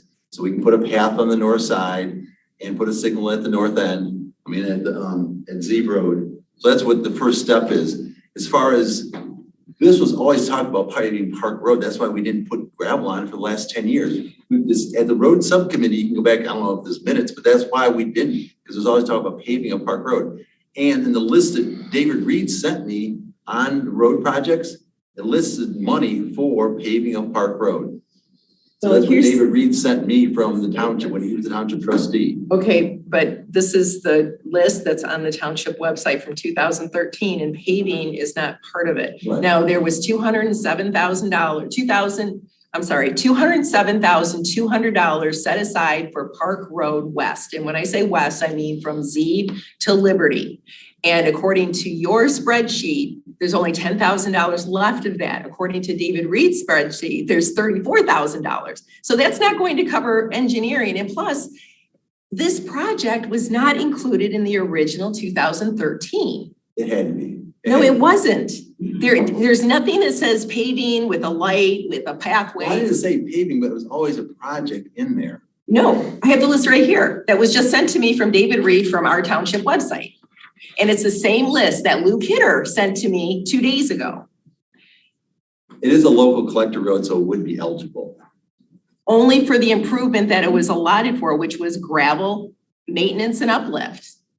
So we did most of it, but we left that section that was never improved at all. I mean, it's 6 to 8 inches below the sides of the road. I know we've all drove it, right? Or visited. And there's another project that we're not talking, that we don't know about. I mean, as far as the road advisory committee across Zeeb Road, it would be a little bit south of the entrance to Country French. It's a No development, right? yeah, the 5 acres there that they want to put 34 units. Okay, so OHM, Matt Parks is, you know, they're studying all of this and it's very wet over there. And see, that's the corner, and the corner there is a retention pond that's in front of Country French. That floods in the spring. I live on the other side on Zeeb Road, so I drive that often and it's over flooded. Well, when all those trees are removed on Park Road there, this is according to Matt, and he's just doing a guesstimate from the top of his head and what's going to happen. And ditches and culvert, where's that water gonna go? It's gonna go into that retention pond and then into the wet area there that can affect all the homes and on both sides of Zeeb. So this is something that also OHM needs to be looking at. So there, you know, we look at the township as parts, but really we're all connected and we can't do one thing in one area without affecting another.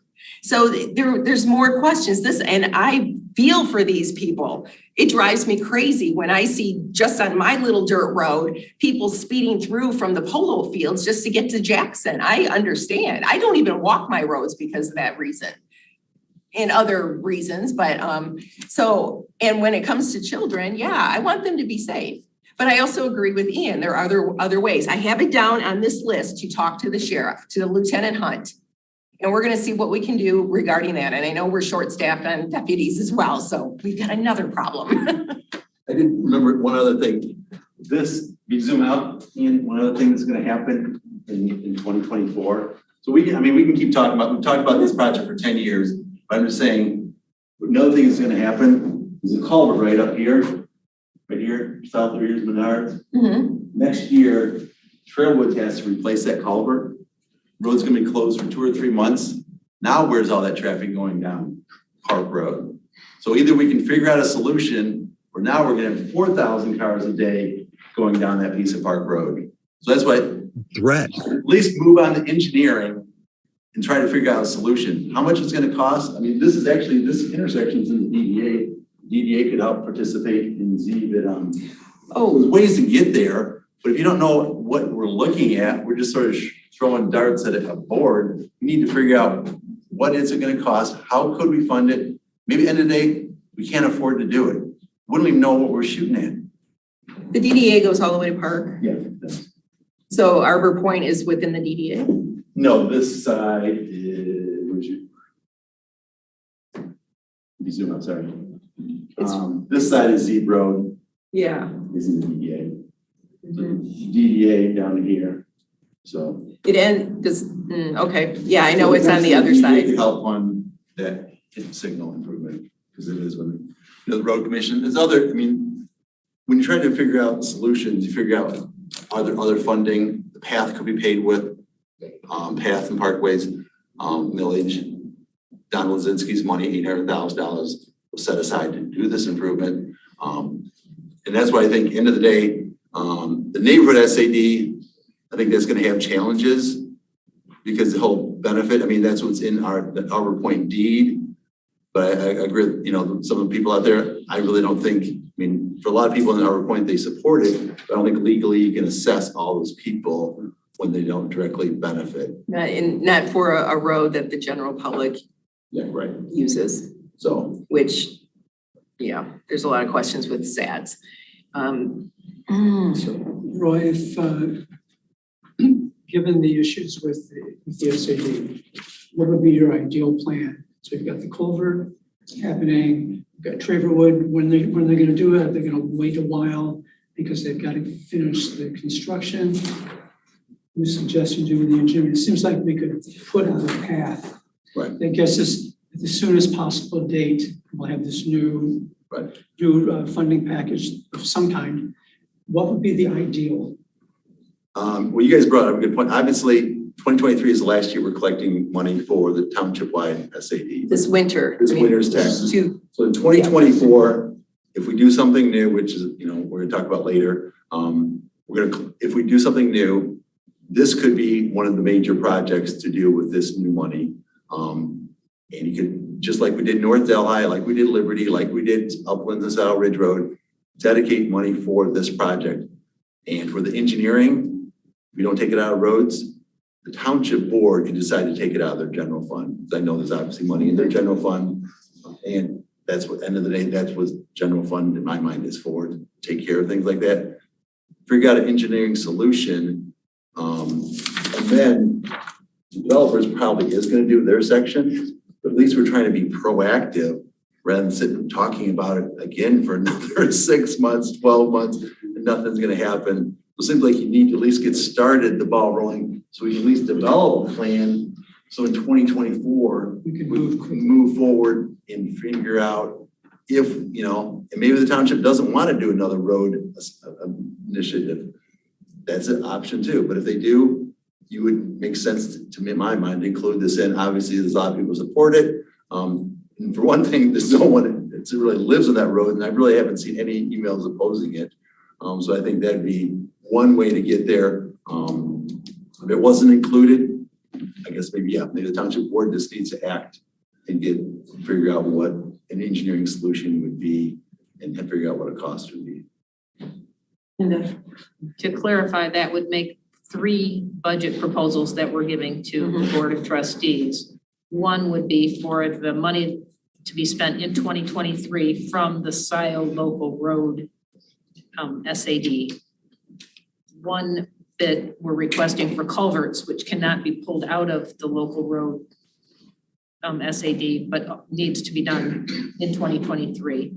And one for engineering for Park Road that would give a specification for stormwater effects as well as actual costs And the board can vote how they wish to go. But if we had engineering idea, a new updated cost for this and a real understanding of what it was, then when we are putting together our package that we're trying to do for additional road funding 2024 and forward, we have a real number to work with. Yes, yes, I agree. You're supposed to recruit yourself and they're not advocates.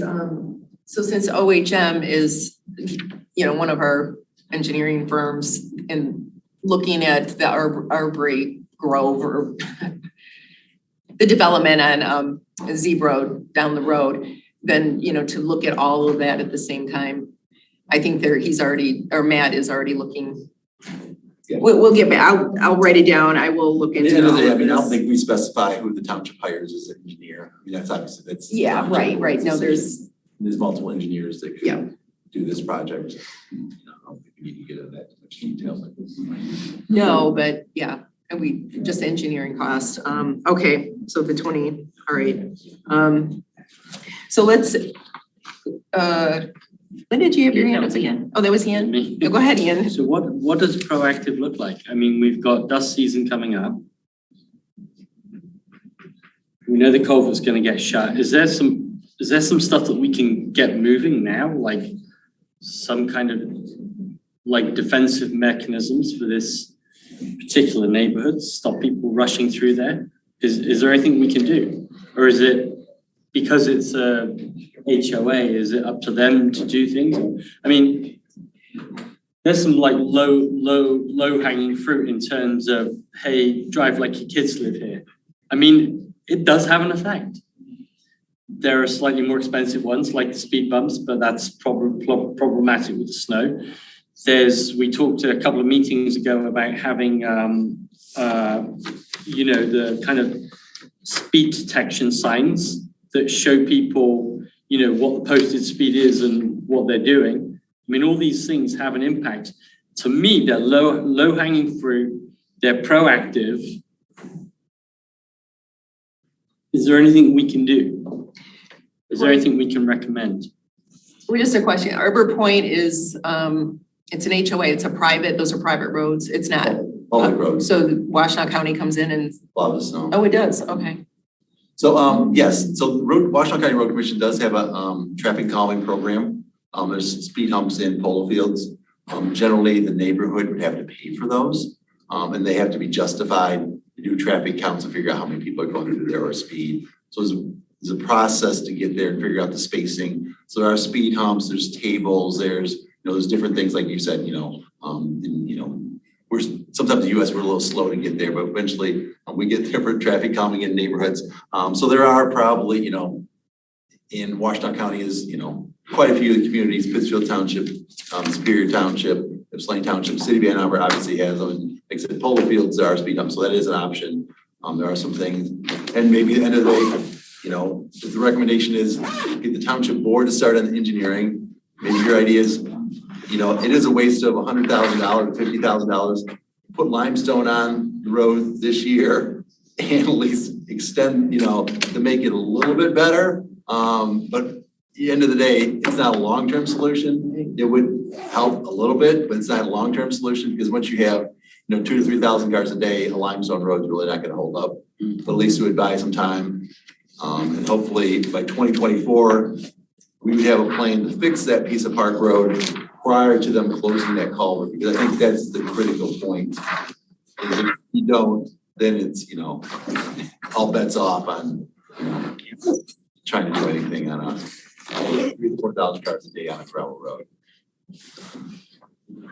That might be, your idea, that might make some sense.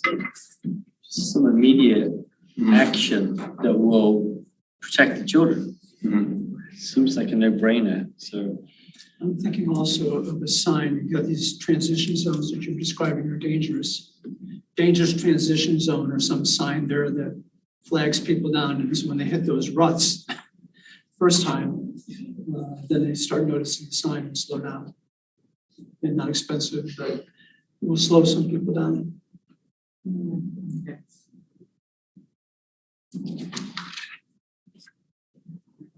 Dip in the road. Big dip in the road. Sinkhole and stuff. Washington County, okay, just making notes for things to look up. And you know, if any road advisory member that wants to contact road, you know, discuss and how we can look into these things, anybody wants to volunteer, even parts of this, so we can, you know, figure something out. I think some kind of communication back to the HOA. I mean, we had an email at some point, I think. Yes, we do have an HOA contact for Arbor Point and Stephen, Country French. Well, in Country French, they have the bumps, don't they? The speed bumps in there? Yeah, they do. So people don't really cut through that. And Do the they? subdivision, the way it's laid out is it makes it less convenient, because actually people in Country French cut through Arbor Point. They don't even want to go through the neighborhood. Yeah, because you have that is Rolling Woods, is it Rolling? That's the long, along Park Road, but inside and yeah. Okay. Anybody else? Ideas? Volunteer?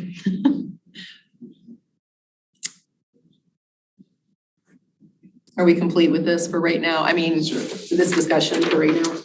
Oh, no, we've got to do the budget. Oh, sure. Do we at some point need township legal to actually come back and say, yes, you can spend on this, or no, you can't? We've been dancing around it. If anyone's got the documents, you would hope. I had a conversation with our attorney, Mariah Fink, today, and she wants me to send over documentation for her to go over. And I will be having a sit down with her on February 13th. So yeah, all these questions that we've been bringing up, and been making a list, and she of course needs to read through everything before she can. So that, yes. Okay, so the next on the budget request, that's the next under unfinished business. You guys have a copy of this? Is that, yeah, it's in the office somewhere. Thanks. It was also passed out at the last meeting. Yeah. Oh, and this is the same one? It's the same. Did you This has change been it? updated, because I got the real numbers from the road commission. This is the one I sent out. Thank you. That's what I wanted you to print off on the. Do you have the big one sheet. that I sent out today? What numbers changed? Or sent out? It was in the packet, but it was in the packet on 5 pages. I'll take Yeah. that, because I keep moving. Thank you.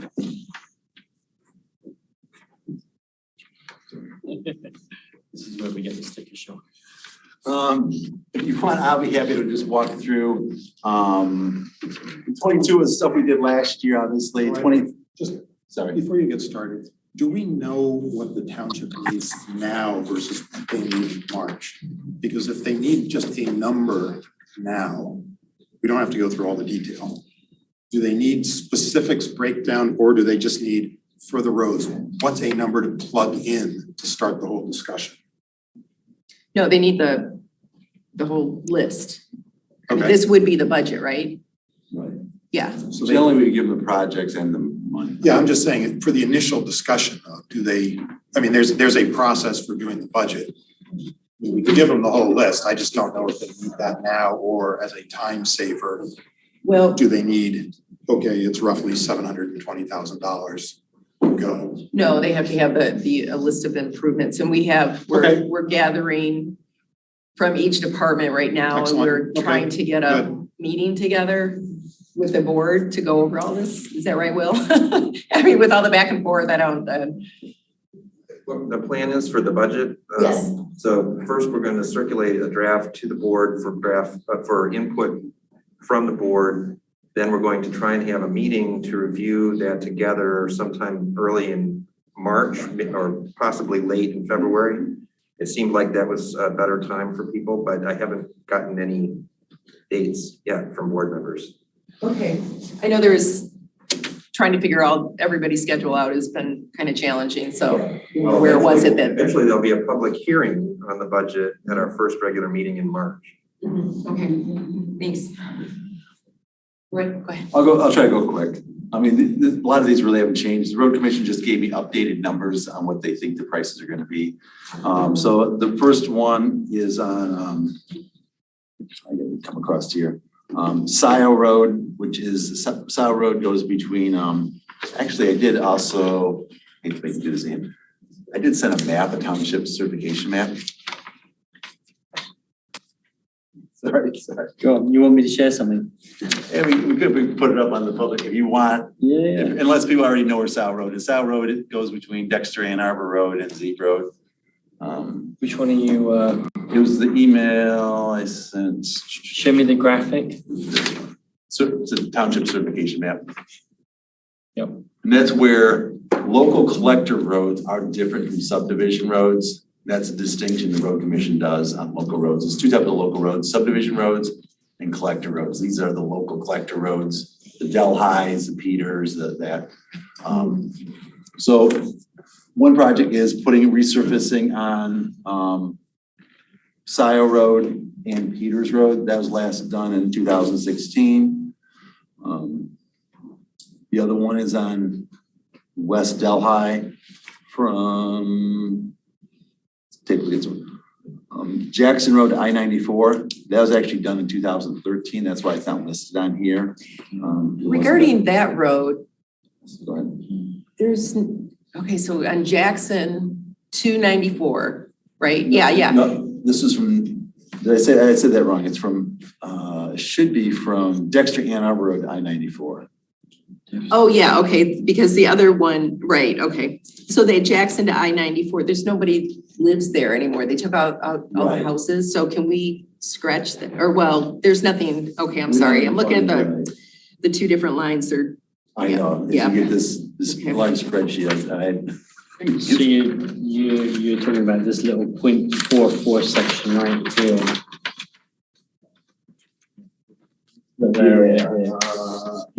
Yep. Okay. That was done in 2013. Now it just probably makes sense to do it again this year. The next one on here is East Delhi, the paved portion, which is down by Metro Park. Yep. Just resurfacing that, basically doing a chip seal and resurfacing that, just extending the pavement life. That's what that is, repaving that. It's this little section here.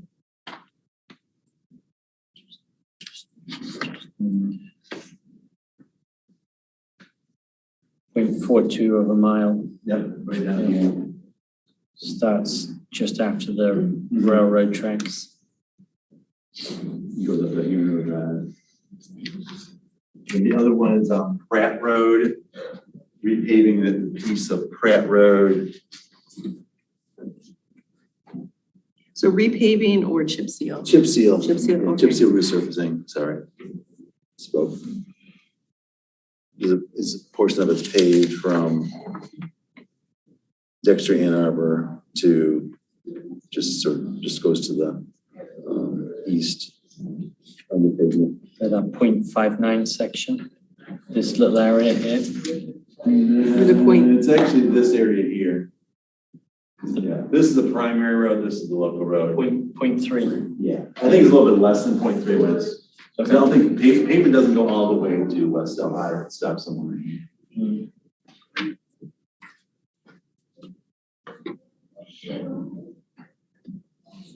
Then extending it where the pavement is, then doing a gravel resurfacing on the rest of Pratt Road to Wagner Road. Going all the way. Pretty beaten up. Right. And, I'm sorry, what was that again? Wagner to Pratt Road, Wagner to end of pavement. Just here, Jillian. 75,000. Yes. Yeah. This area. And that's for a gravel uplift? Yeah, gravel uplift, gravel road today. My eyes are crossing here looking. I know. Especially when you do the colors, it makes it even more complicated. We'll skip park at this point. Park the paved piece. You've skipped it for the last 10 years. Why not skip it again?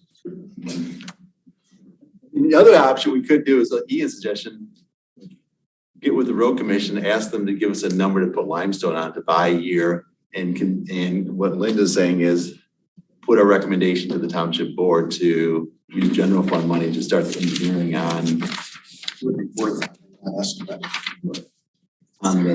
this gap. looking for my, oh, here.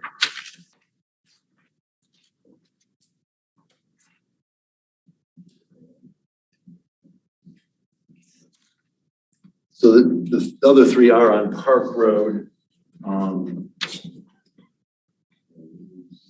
Yeah, Park Road. Yeah, so here's the road. This Deep is vertical here. yeah, so it's paved up to a portion here. Then that's talk about paving and just doing a chip seal resurfacing, then adding gravel on all that limestone all the way down to Jackson. we're tying that into Jackson Plaza. Did they give us a discount if we did the gravel uplift on the other portion at the same time? Yeah, only they're out there, but I mean, it's a per ton price, so yeah. Yeah. I'm sure they could do it for less than 150. And then the other one is the Scio Ridge and Uplands. It's 120 for the road improvement items of the, trying to make that neighborhood connected and safer for the residents that that use the bus service and kids walking to school and catching the bus. I'm sorry, Roy. What was, for the road part of it, the sad part of it, what did you say again? You said culverts, or not culverts, got culverts on the mind. Scio Ridge and Uplands, you're talking about? Yes. That's at 120,000. Yeah, and what was that? It's for the curb and gutter. Curb and gutter. Underground drainage and road repaving items, road items as part of that project.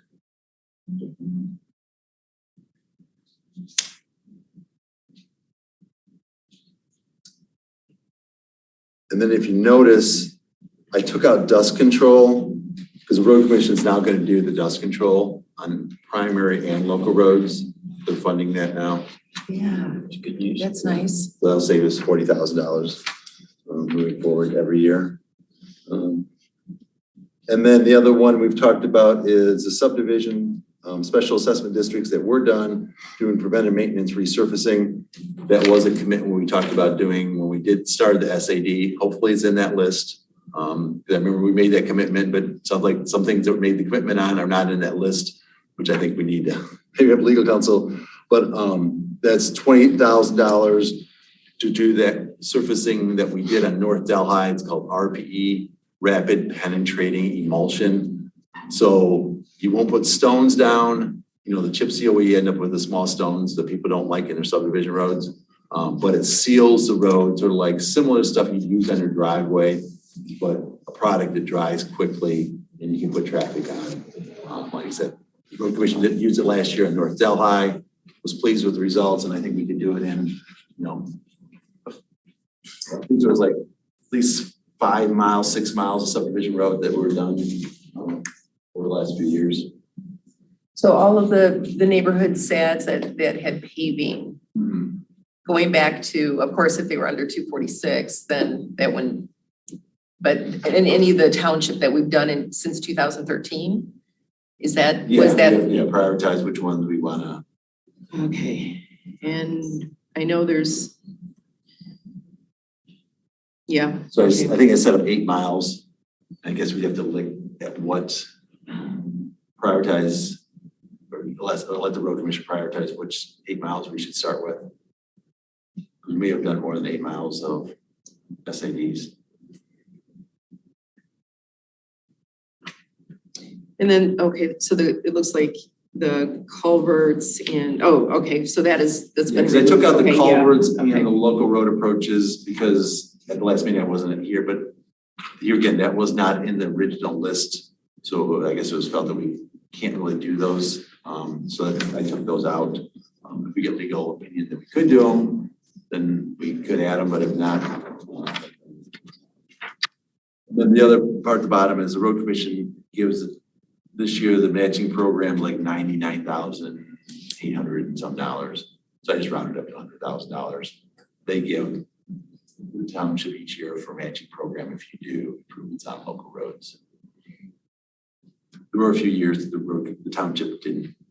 They gave that money back to the township. Gave back to the road commission in 18 and 19, which I wouldn't recommend. we didn't do road improvements. It's a little frustrating, but Oh. we weren't involved in it, but I'm just saying, I would always encourage a township to use the money the town road commission gives them for matching rather than giving it back to the road commission. It's crazy. And that funding, the road, county funding, the matching grant, what can that be used for? Any of these type of local road improvements. Oh, okay. Actually, you could probably, I'm pretty sure we could use it to do the engineering on Park Road. Oh, that's a thought. Okay, let's look into that. At least leverage that towards that. One question. Okay. All right. What about it? Question. Is there? So gravel uplift roughly for a mile is about 100,000. I thought it was closer to 60 to 80. Okay. Some of them vary, and now they're doing a 4-inch uplift versus originally we did 6 to 8 because some of those roads had no stone on them. Okay. But like when you do the second time around, like the Delhi's, Jillian, just put a 4-inch. I'm thinking about Park. Yeah. Full disclosure. Well, the first time I'm looking for a similar distance and a price. You want to at least budget 100,000 a mile or more. About 120,000 a mile. So 60,000 for Park if we were to do the gravel uplift temporarily. Yeah. Which I hate doing. Don't get me wrong, but I'm looking for some quick fixes. Temporary, right? Yeah. A budget number. The township still has to pay for culverts. It's just not coming out of the SAD. As we've talked about a few other items, should we at least note what the likely bill for culverts is going to be for 2023? Whether it comes out of the SAD or comes out of another funding pot. The road commission didn't have a list of what project. I don't think they're doing any culverts this year. Let's put it this way. They're currently not planning to place any culverts in Scio Township. Obviously, things happen and they fail. That wasn't planned. But right now, I don't believe they have any culverts planned because it's sort of a process. You got to get a permit from Eagle and all the things. So you sort of plan it out. I think the one on Parker, it's a primary road, but that was sort of an emergency that it's in worse shape than they realized. So that's why we're replacing that one sooner versus later. The one south of Dexter Chelsea Shield. So the final number is 0. Yeah, I think at this point, they didn't give us a number, so. And we asked for one. Excellent. And we asked for one, right? So that's the good news. But eventually, Yeah, eventually you want we to budget should- money for that because, culverts do fail.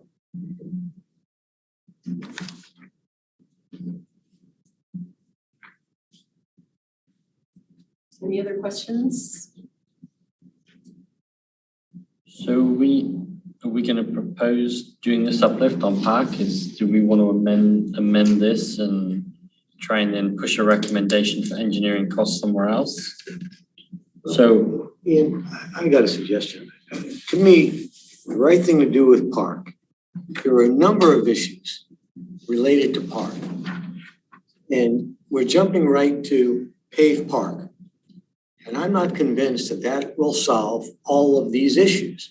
The speeding, the dust, and all this things that people talk about. To me, the right thing to do is to fund an engineering study with a list of issues and say, what can we do to resolve these issues? And don't say, I just want to pave. Let's see what the engineering study recommends to resolve all the issues. You're still going to have speeders. Okay? You don't have enough police to police that street. People are going to go 50 miles an hour. They don't care what the sign says. It's 70 miles on I-94. Everybody does 80, 85.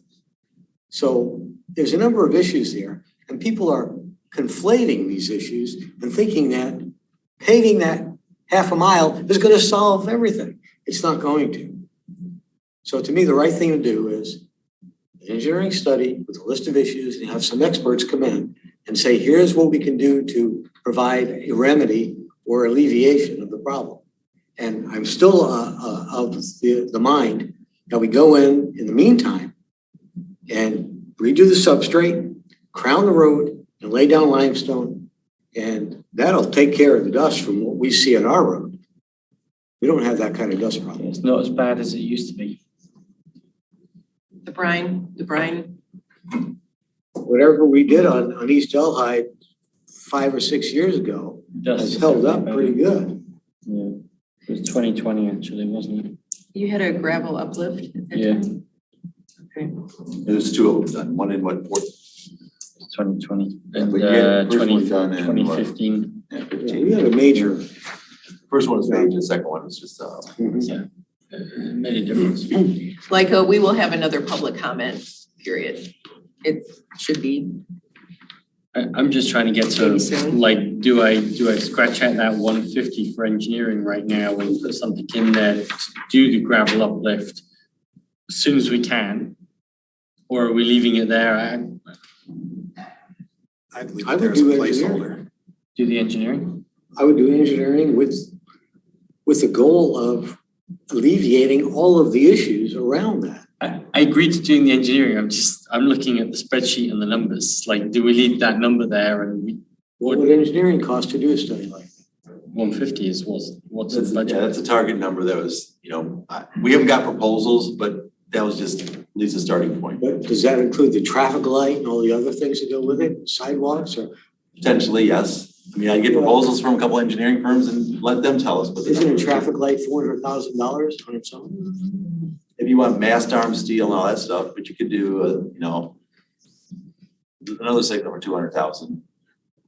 I can't believe you can't do an engineering study just to come up with ways to resolve the issues for a lot less than $150,000. No, I would agree. This is complete engineering.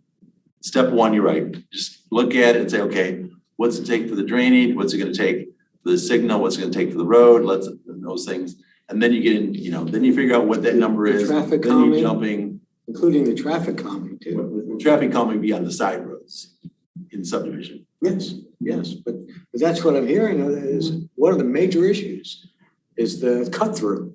Well, paving is not necessarily gonna resolve that issue. No, we'll resolve because people are not gonna cut through because they're gonna go, they really wanna get to Z Road. But if you put a traffic light, they'll cut through again. I would. I hate traffic lights. No, you try to get out of our subdivision on Z Road, you're gonna use a light because you can't get out. Because Z Road's pretty busy. It's 5 Depends on the lanes time there. of day, doesn't it, really? Yeah, 5. But I know what you're saying. Still hate traffic lights. I would too. They're, yeah, don't get me started. It's the Brit in me. What car do you drive? Linda, I'm sorry.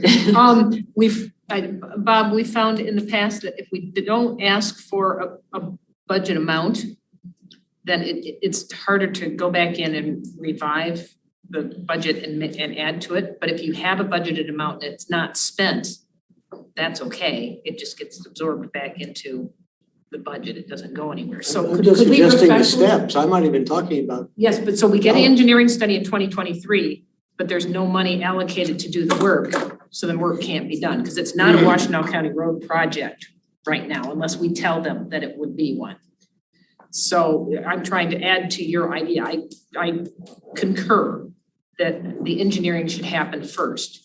But if the engineering is completed before September, so there's still time to do work on that road, and gravel could be put on that road and we have money budgeted to do so in 2023, then that work could be done before the end of the year. Otherwise, it will actually get pushed into 2024 because there's no budget to do the improvement to the road. There will be no.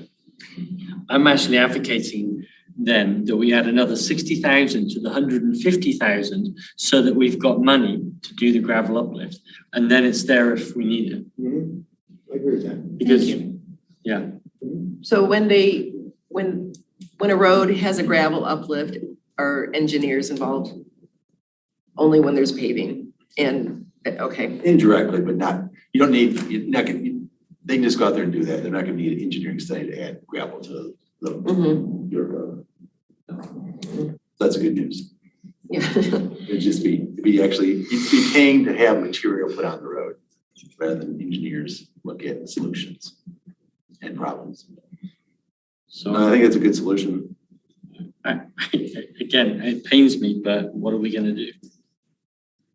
Melinda's right. If we don't put something in the budget, then it becomes, okay, it's not in the budget, then it takes, and if it's not spent, it just rolls into next year anyway. So it's not like we're spending the money, we're just allocating, setting aside money in a budget so it could be spent on these type of improvements. Okay, I have an idea. So if we put the engineering cost, 150,000 in here, I will find out if it can be paid for under the township-wide SAD or not.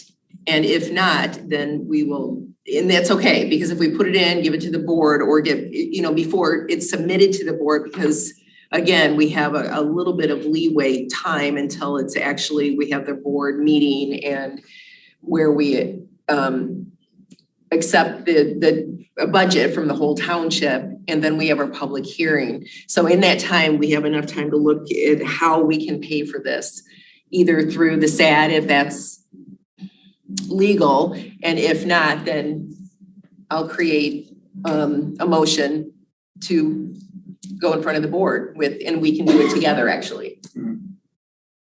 How does that sound? You know, Gan's idea that it's The So 150 becomes 210. 210.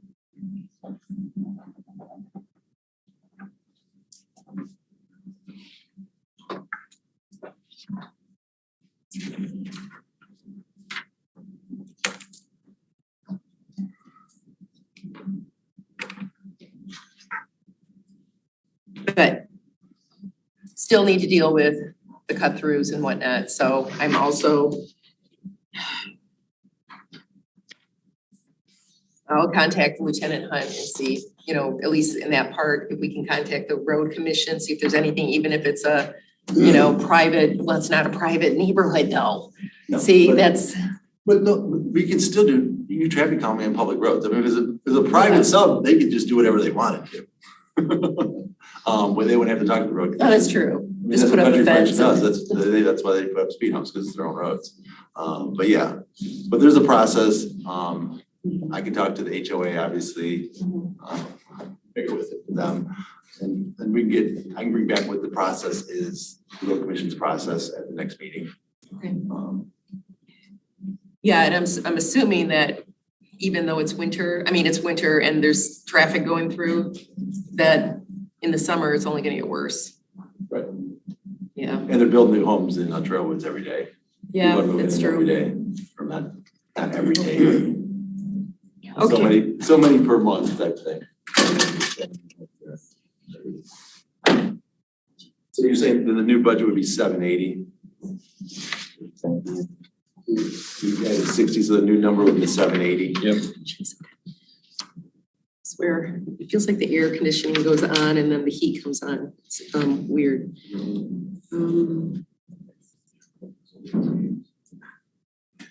As well.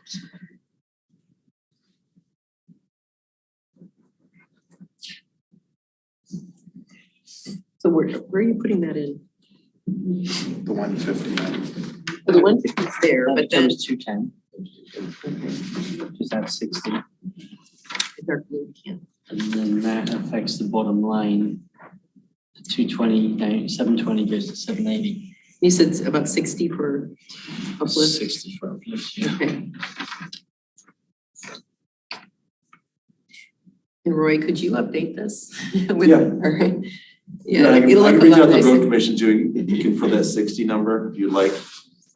Let them, rather than us just sitting around table it. For clarity, if we're gonna present it to the board, can we add an additional column that shows the road commission projected projects for 2023, so if they can see, if the board looks at it, they can see real clearly which roads. the Yeah, road commission- I'll just Make them collapse all, color or I'll just something. collapse all the columns, right? I mean, that's really what we're talking about.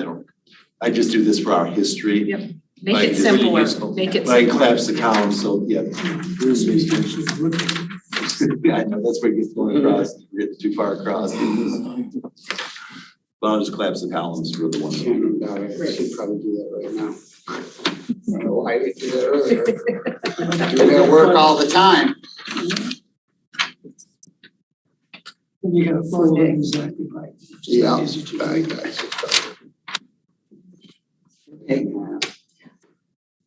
So do we need a motion on? We do. Vote on the budget? Yes. You make the motion. Done with the work. Okay. I don't even think to write. I'll just go back to this, I guess. I have my notebook on my desk and everything else in the other room, so,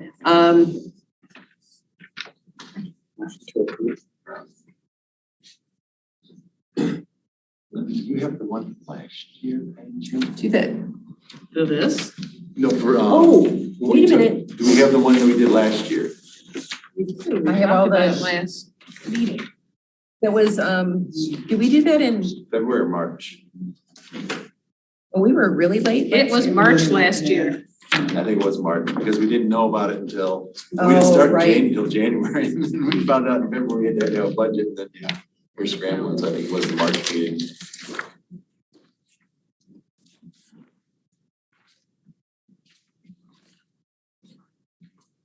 Oh, yeah, here it is.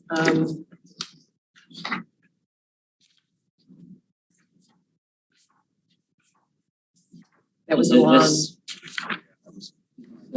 Way too many. That's the difference between, the road commission and, yeah, there would be, is there a resolution? No, I Is don't there know. a resolution in the minutes that Yeah. was attached to that is what Yeah. we're looking for? The road commission, or Because we pulled the language from it. the road advisory committee recommends the Scio Township Board of Trustees allocates $400,000 from the township-wide SAD funds for WCRC work and $100,000 for culvert restoration / replacement. Based on the draft Scio Township agreement, which leverages $100,027 in local matching funds for 2022. That was what was in for March. I can update that and put in 780, take out the 100,000 for culvert replacement, and then note approximately 100,000 for matching funds. If that's what the group wants. Then I'll send it out with the minutes. okay. So could you read that so we can vote, I Yeah. guess? And this would be the motion. Yeah, the motion is the road advisory committee recommends the Scio Township Board of Trustees allocates $780,000 from the township-wide SAD funds for WCRC work. Period. We're not talking about culverts this time around.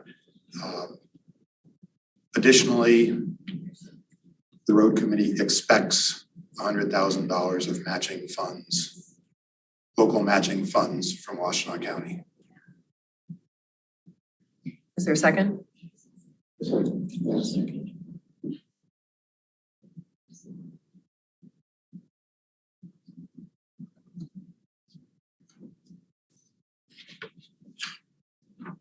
Roll call vote?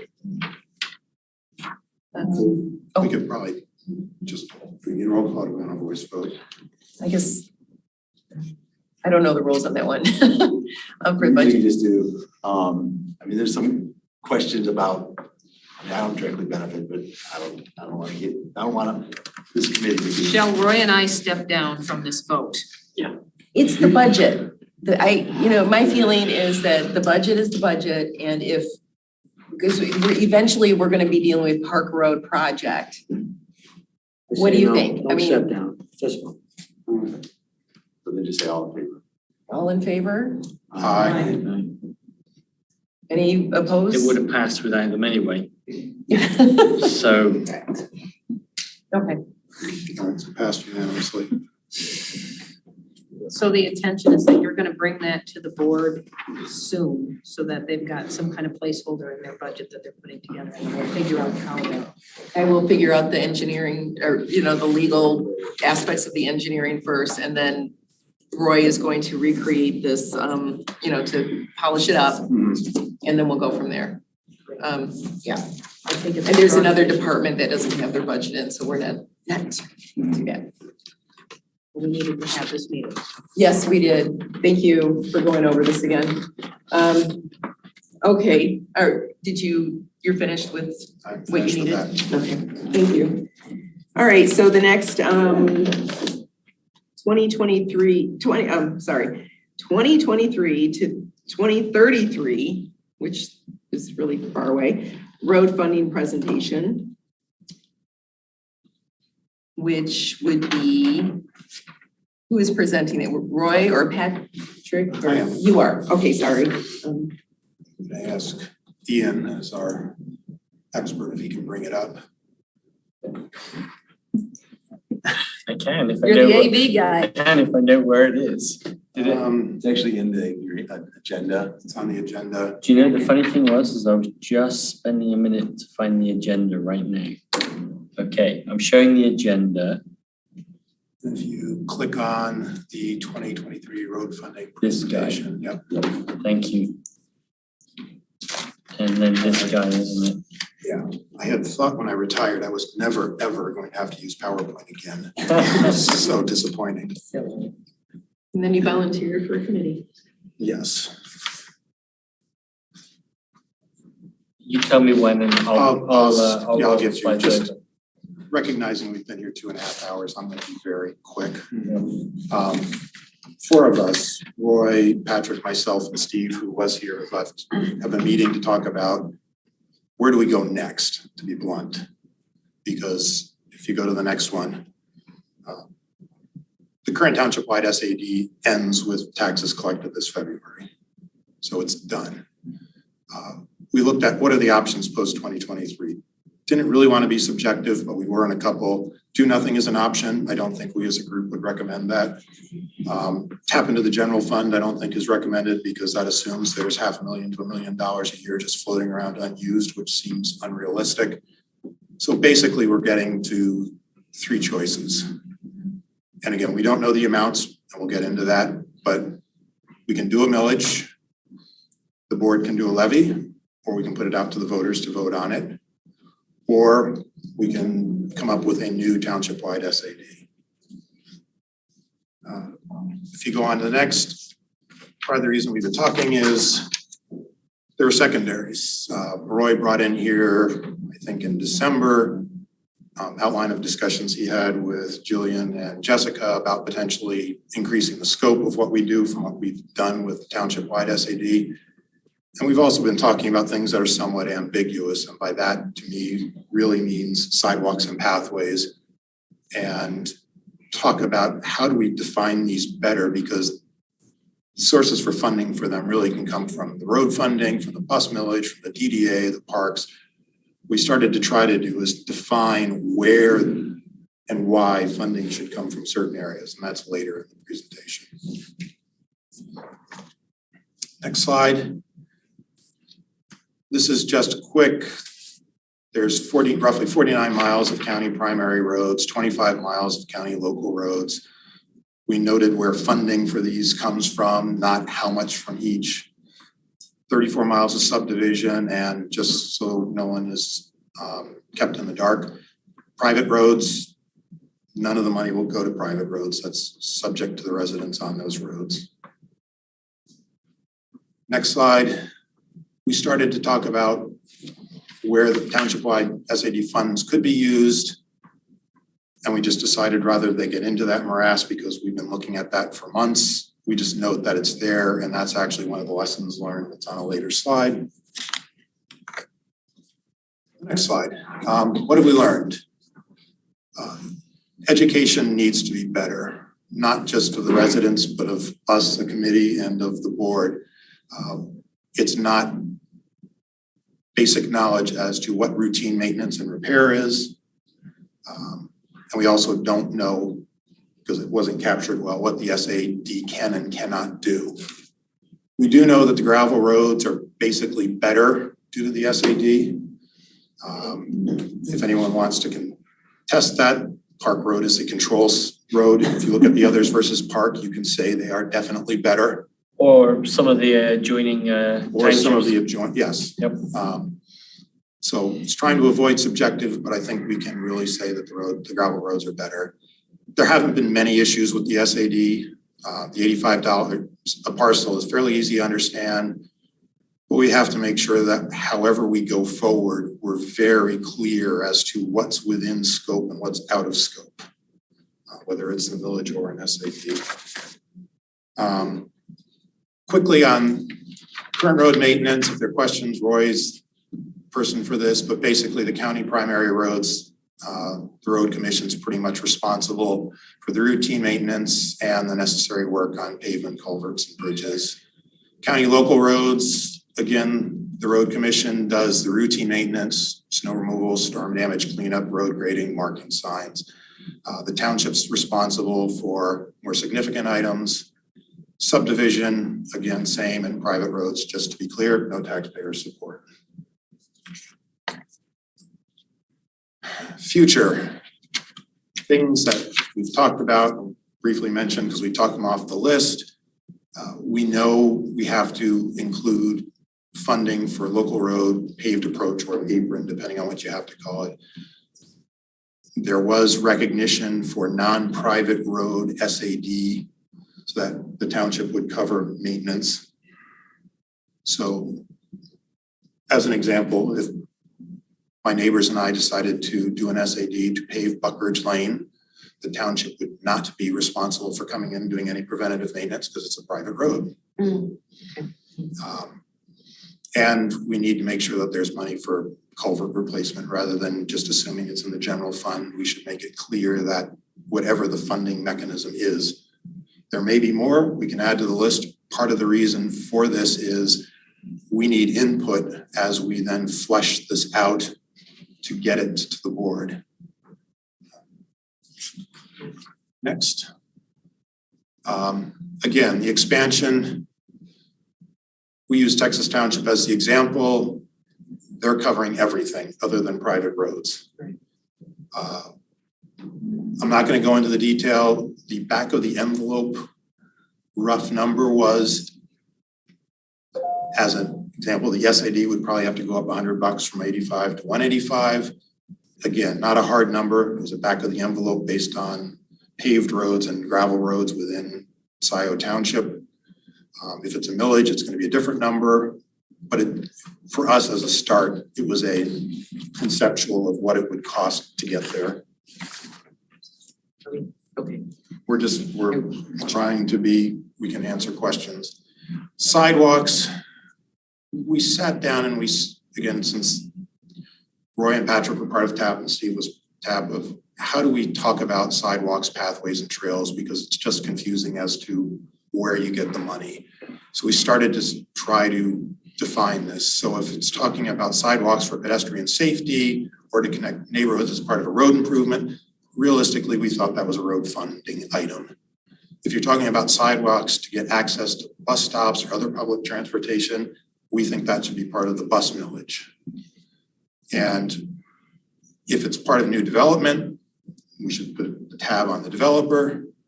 If we start to get to crosswalks or traffic lights to get pedestrian access to businesses within the DDA, maybe we can tap the DDA to say, hey, we need some help paying for this. Trails or pathways to link parks, that's really in the parks millage. Part of the reason to bring this up is the bus millage is coming up. If we really want to make a push for the people working on the bus millage, they need to make sure that, assuming they agree, that there's funding in the bus millage should they be envisioning more sidewalks to connect neighborhoods to buses. Don't know that. Quick question, TDA? Yes. Or not TDA, I'm sorry, the bus millage, I haven't read the language, but under the DDA, the DDA, not you personally, but the DDA put shelters. And so did they pay for did the bus millage pay for that or did the DDA? I believe the DDA actually paid for the bus. I think the DDA did too. And then did the easements that assisted with the easements and got the construction done. But what we were looking at, if the bus millage is up for renewal, which I think it is in 24, it's like 0.34 mils. So you might, whatever the new number is gonna be, let's say it's 0.35, I don't know. Should you make it 0.4, then half a mil, half of, or half, 0.05. 0.05 of a mil, that collects whatever, that could, you know, fill those sidewalk gaps and come out of, because obviously AATA, they have money for operating, then they have money set aside to do stuff. So that's why we're just thinking, you know. We're trying to think more than just roads, and sidewalks have come up in our meetings a number of times. It's, can we start broader than our committee talking about how does the township want to handle these? So again, because of the group. Another way we looked at it is we just keep finding holes. You're finding the money to do Upland Drive. Sidewalk gaps? Yeah. Yeah. Why should it shouldn't be so hard? But it is. And so we were trying to think more systematically about where the pots of money are that we can just add a little bit and start to have money to address these issues because they're there. The whole transportation network, especially, I mean, the township, we're talking about sustainability. So I think we need to make sure these things are all talking to each other. So people, at the end of the day, you know, there is a way for people to get to work, you know, walk, bike or whatever, besides just driving vehicles everywhere. Well, yeah, and I know there's a difference between a sidewalk and a pathway regarding, one is recreational and the other is infrastructure, you know, I mean, in a neighborhood. And that came up under the Parks and Pathways millage back. And we're just trying to get people to think about it so that we, as Patrick said, we fill the holes. There's a better understanding, or at least a better group belief of, here's, given a broad definition, here's where you should go, at least initially. There may be cross funding. It may be something that makes sense for two groups to fund. But it's just been hanging out there. And as we were talking, it's okay, this is a chance to at least raise awareness of, let's close the gaps. Last, for a quick timeline, next slide. We wanted to come in here. Part of this is, and again, I'm sorry that this has been brief, but it's been a long meeting. We need feedback. The four of us have been meeting long enough. We need other people to start looking at this and giving, hey, what's the right mechanism and how do we actually take this forward and sell it? We know there's more details. We have a rough idea of the number of parcels. We can, based on the number of parcels, and if it was 85, what the SAD would generate an SAD, or if it was 185, we can then translate that into mills so we can give a comparable. If it's a millage, this is a rough number of the mills. If it's an SAD, this is a rough number, whether you want to continue the spending at current levels or if you hypothetically want to match what Texas Township is trying to do. We're working on getting roads so that it's clear as to what are local and subdivision roads so that there's less confusion about that. And then the most important thing is we've got to sit down with the board and say, all right, depending on which pathway we go, what's the timeline that you need to get information to you so that it can go through the appropriate reviews with the public as well as with the board and provide time for a decision, particularly if it's a voter related millage that they want to get into a special election this year. That's accelerated, compressed timing. Other things, maybe not so much. But that's, then again, some of this stuff we've started to talk about pros and cons of each approach. So we've got rough numbers on funding, but we're really looking at this point before we start getting into the weeds as to, is this the right approach? Could we place this on the agenda for the next meeting? I think we have to. And the budget's gonna be out of the way by then, and there's nothing I'd like input if people have it before then, just so that we can update this. Maybe We will schedule for a couple of weeks from now to keep it moving. Yeah, So we're gonna start putting in more of the detail that we've got. Just keep kicking it out. I mean, can you feed the information? Can you provide the slideshow, and whenever you make changes, like Sure. Note that in it. Yes. Okay, Okay, good idea, and I can please do it. and thank you. Sorry to ask Jessica Flintoff about if we wanted to try and get it on a special election, what the timing would be. It's the clerk I can would go have talk, the dates. I can go talk to Jessica and Okay, find out. just so that we have that for next week, so that we understand Next what time. our, Yes. sorry, next meeting, understand what our timing was. And again, there's, I can tell you right now, we're going to have a big ballot proposal for the fire department in November. Yep. And that should be all by itself. And the other thing is the bus is 2024, the bus renewal. I believe so. It's soon. yes. Yeah, so maybe having both the roads and the bus at the same time. And that's if you put it to the voters. Yeah, if that goes to a millage, right, because one way or another, we've got to go through all of this. But let's just say it was a millage for ballot votes. But then we also have if we do this a SAD, then we have to have public hearings, and there's a process for that. There's public hearings probably regardless of which way we go. It wouldn't be right to go forward without talking about what we're doing and why.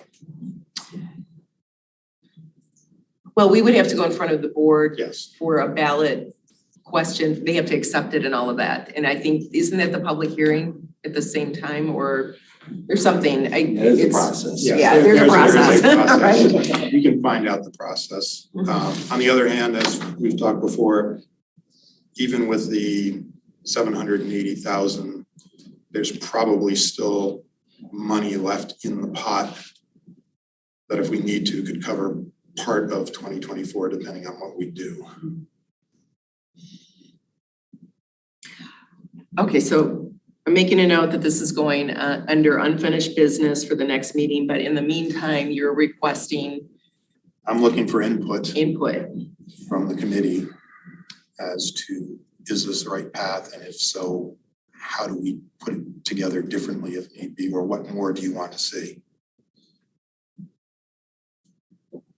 Also, I'll put together numbers so we can, that 185 versus 185, or if it's, 0.4 mils versus 0.85 mils or something like that, whatever the numbers are.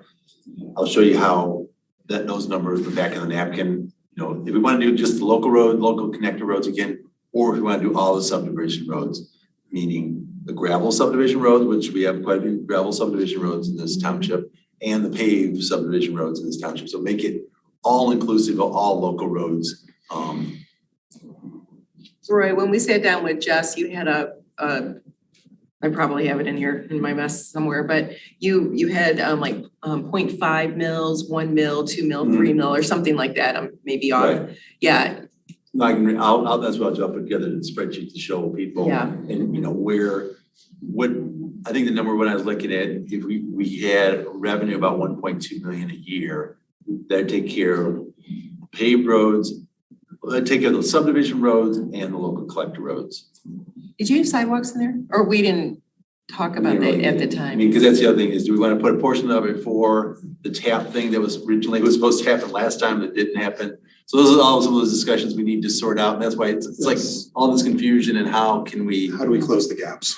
And make sure that next time it's like everyone has a clear understanding of what this money is going to be used on. We owe that to the taxpayers. Yes. Let's be honest, we owe it to the people who come after us on this committee.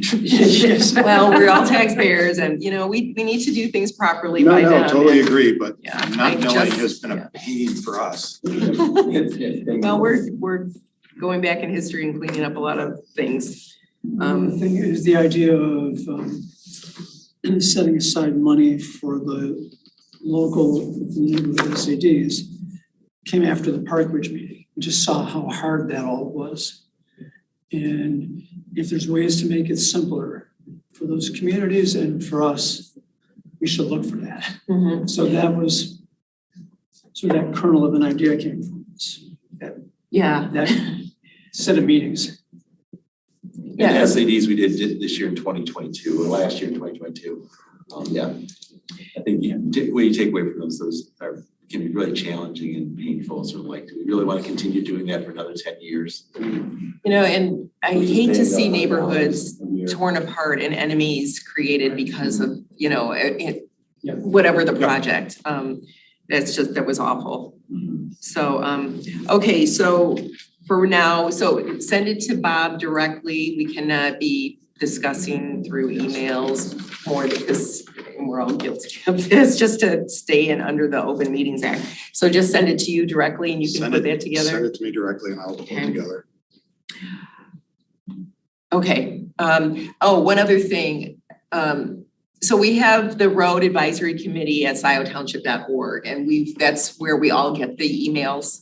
So we have the RAC chair, and if there's anything that needs to come to me, please send that. I'm the chair, so send it to me. And any agenda items goes to the secretary. So this way we can keep things, we didn't put you into that email, so because we called you the secretary for minutes. I am the minutes. Okay, the minutes man. Is there secretary There's a email? new email that's secretary We can't do at that. It's always been RAC there, secretary. I guess, and I Well, found this on the- talking to Christy, On so the agenda are all of the email addresses. yes, and I put them in there for that reason. So even correspondences can go to Patrick. I wanted to go to the whole committee, but you're gonna get that anyway, so we can, and as soon as those items come in, I'm going to upload them into Peak under correspondences. I'm trying to minimize the time that we spend, because we have so much to do. We wanna go visit roads and other things, and I think it would just be easier for all of us to have it kind of compartmentalized. Is there still a way to have a chart of who has contacted us from the citizens, so we can go back and we can identify those emails and find the back? I'm maintaining that.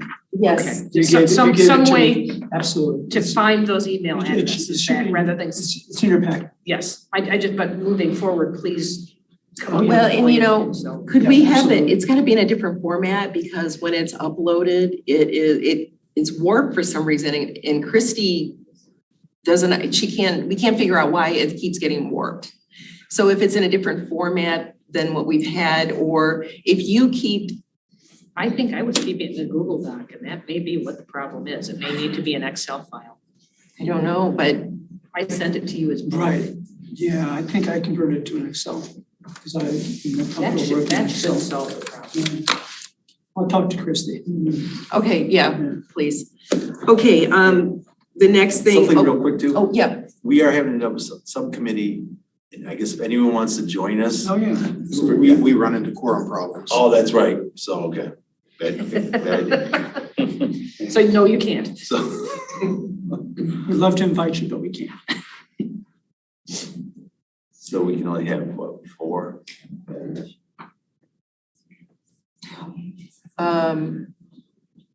5. Yeah, you can only have 4, but that's 4 from our group.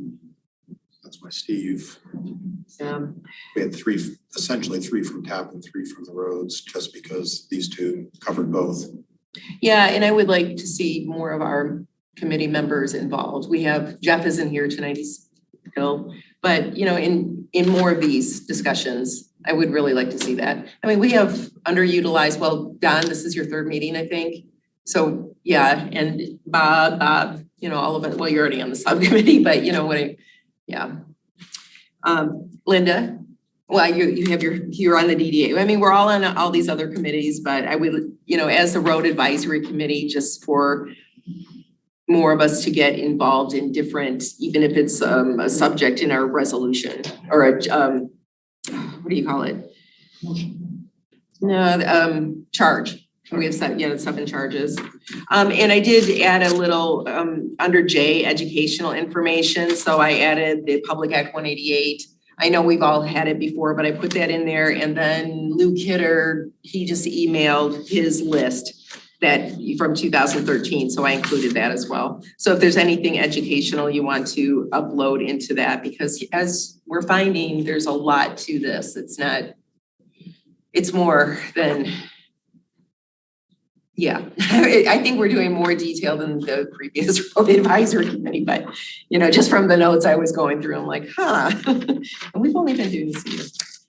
Okay, so the last thing, let's see, public comments. Not draft minutes or any of that. Oh, I'm sorry. Oh, the minutes. Both sets of minutes. Did the minutes not, oh, the Sorry. draft minutes.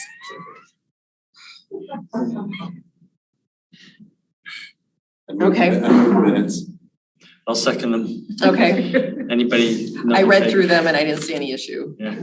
Anybody else? You're all video recorded anyway, so. We got the minutes. Yeah, we'll include. Voice vote, all in favor? Aye. Oh, and that was for, 2 months. yes, and we figured out the issue why you had the November 2nd, because it was uploaded on the website under December and we couldn't get it off the website. So Christy figured it out, so. My motion wasn't for both. It was for both, yes, okay. Seconded for both. I did second for both. Yes. And we said aye for both. Okay, and the committee. Efficiency. Yeah, oh, sorry. The committee reports, they're included. We don't need to read them, but you need to read them, but we don't have to go over them at the meeting. And if there's any questions, please, comment on them. Oh, I'll Linda? ask a really quick question. So we had discussed earlier, I have a DDA meeting coming up in a month. Do you want me to submit a roads advisory committee request to the DDA or report to the DDA about this traffic light at Zebra Road and Park Road? Do you want me to bring that in? What do you think? Yes, as a discussion point, yes. I'd be curious to see what they say. I want it to be a group decision, not my submitting it to the DDA. So if it's a request, I will happily do so. Yeah, that would be great. Good night, again. Yeah, 4:30. Good night. I will catch up with you on. Public comments. I just want to say thank you. This is absolutely amazing. I've never been to one of these and it's fascinating what goes into government. So thank you for that. And thank you for, it's 9:30. You guys can be on. Yes, usually they don't last this long, so. No? All right, okay. Yeah, you should attend more. Yeah, no, it's fascinating. It's absolutely fascinating. Fascinating. Thank you so much. Good night. We're on YouTube and you can watch the past ones. Oh, Kathleen. Yeah. Yeah. I'm gonna be brief. Mr. Townsend, you have been on the road advisory committee for the past 10 years, correct? You and Luke Kidder and. Well, that's supposed to talk, so I don't know. Well, you have an option. No, I have not. I've been on and off the committee multiple years.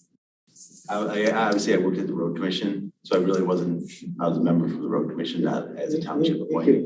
My point is. I attended them, but I wasn't on the Scio road committee. My point is that you are making statements about what the original 2013 projects were included, and you're making definitive statements that Park Road was supposed to be paved. Well, yes, I was involved in those discussions, yes. Well, I was at the road commission at the time. Okay, but The road commission. you know that there was a line item for it to be, what is it called, a gravel uplift? So for 10 years, that did not happen and you were involved. And you didn't do anything for 10 years. And now you're encouraging your subdivision to jump on this when you had a chance for 10 years and you didn't do anything because they never got the gravel uplift. So it makes me wonder, why now? Why are you doing it now? Why are you pushing for Park Road paved now? You didn't 10 years ago, you haven't for the past 10 years. It's only in the past 1 year, especially since Mr. Hathaway tried to force it down Country French estates and they all went, nope, nope, nope. So what is it that you guys, why are you doing that now? What do you get out of it? I know what one of the committee members gets out of it, but I don't know I haven't figured out what you get out of it. Secondly, you keep talking about, you're trying to model after Texas Township. And you state in your presentation, Texas Township covers all of their roads. All of the roads, and you're not trying to cover all of the roads. 30% of the road, by your definition, are subdivision roads. Now, a lot of people don't want their roads paved, but they're not getting any benefit. from paying taxes for this. We get no benefit. Go, sir. Thank you. I like to be last sometimes. I'm back. Thank you for just letting us listen to your discussion. I do appreciate the work you do. This is very valuable to our community, and I appreciate each one of you. I came emotional with what I observed because I live in a community and we have issue, and people see it from their own angle, but I see it exactly from where I live every day. I hope nobody dies on that street. I hope nobody dies while we're still debating this. They don't die at sea either. Okay. Well, accidents have happened not too far from what we're discussing here. So, having said that, and the gentleman here have suggested a study, fine. I'm an engineer. I believe in studies. Gentleman over here has bold action, said he knows it. He saws the traffic, where it's going to flow.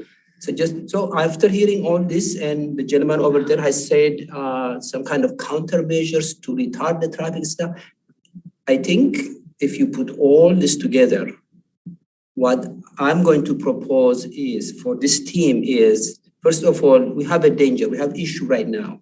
If a child dies or if somebody gets broadsided and that stop sign where nobody stops, who's going to take the responsibility? We have said it, we have stated it here. So my proposal will be possibly while you're doing this remedial thing, studies, countermeasures and stuff, probably put some boulders and block that road that's in the neighborhood that's coming in so that people don't come in and cut and zip through there. Put a sign that says no through traffic and a fine associated legally, maybe some kind of fee assessed, no through traffic, and put a sheriff on the other end. That money will pay itself for itself.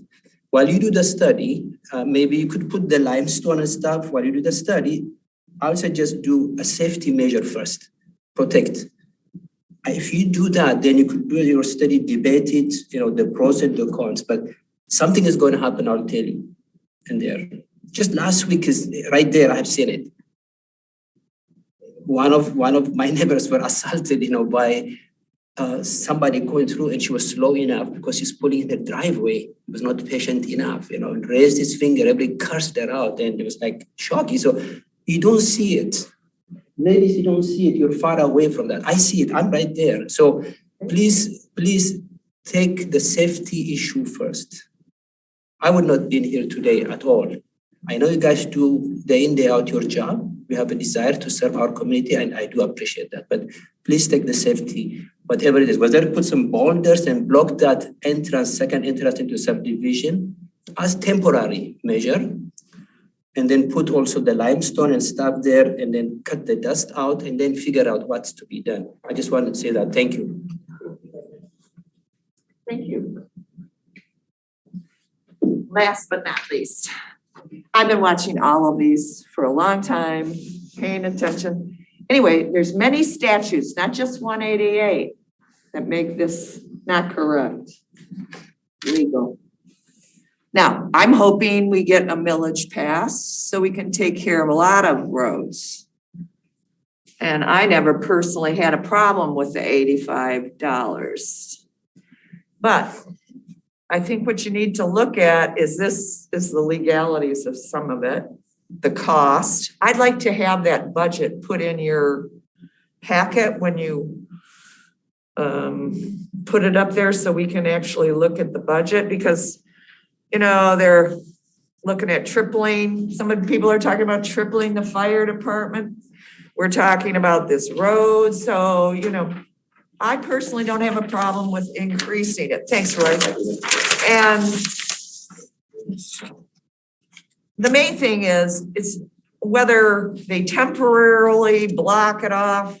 This, by paving it, is not going to, in my opinion, stop people from going down Rollingwood. They're going to avoid a light. They already do.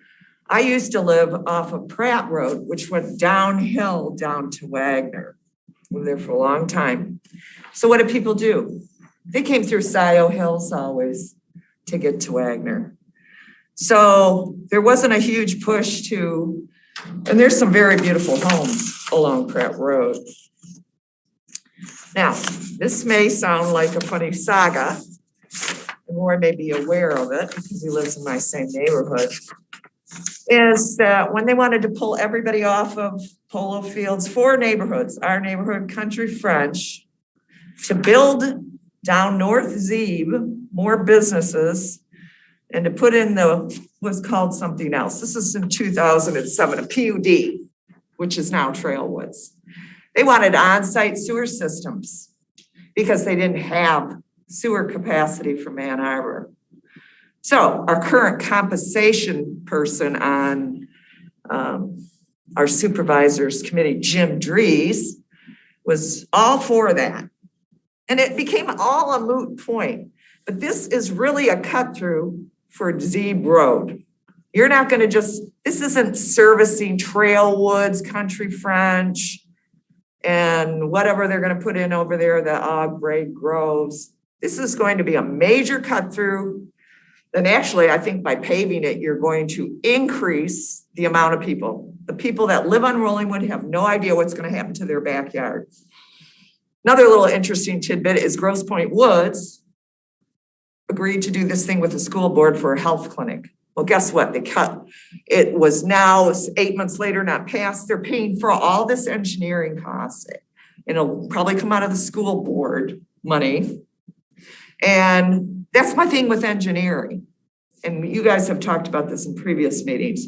How much those engineering plans and these culverts you're planning. My thing too is you can have the APOHA write a letter. You can give a presentation to them. These people have no idea what some of this stuff entails, how much it's gonna cost them. They think the township's gonna pay for this stuff, the ones that even know anything about it. And it's really a shame.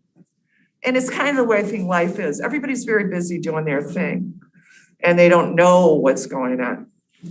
And there's a lot of problems that need to be worked out prior to that. I appreciate you all working on it because I was hoping you'd have a process of how people could initiate an SAD and those, because a lot of people do not want their roads paved. Tubbs Road, there's a $10 million homes out there. They keep it a natural beauty. They don't want traffic cutting through there around there. You look over off of Eisenhower, very expensive. So they made a natural beauty, they keep it dirt. So, there's a lot of problems with it. And I hope we can address some of them. But like I said, Supervisor Hathaway said, did you read your deed? Well, of course I've read my deed. I read my deed when I bought it. And I had legal information about it. I've consulted somebody about it still. And there's 3 different things that legally, all these people think they're gonna stick everybody in the neighborhood, 172 of us, for the few people along the road that are gonna benefit. Sorry, not gonna work. And thanks again. Thank you, Paula. We have 2 online. First up is Walt Patterson.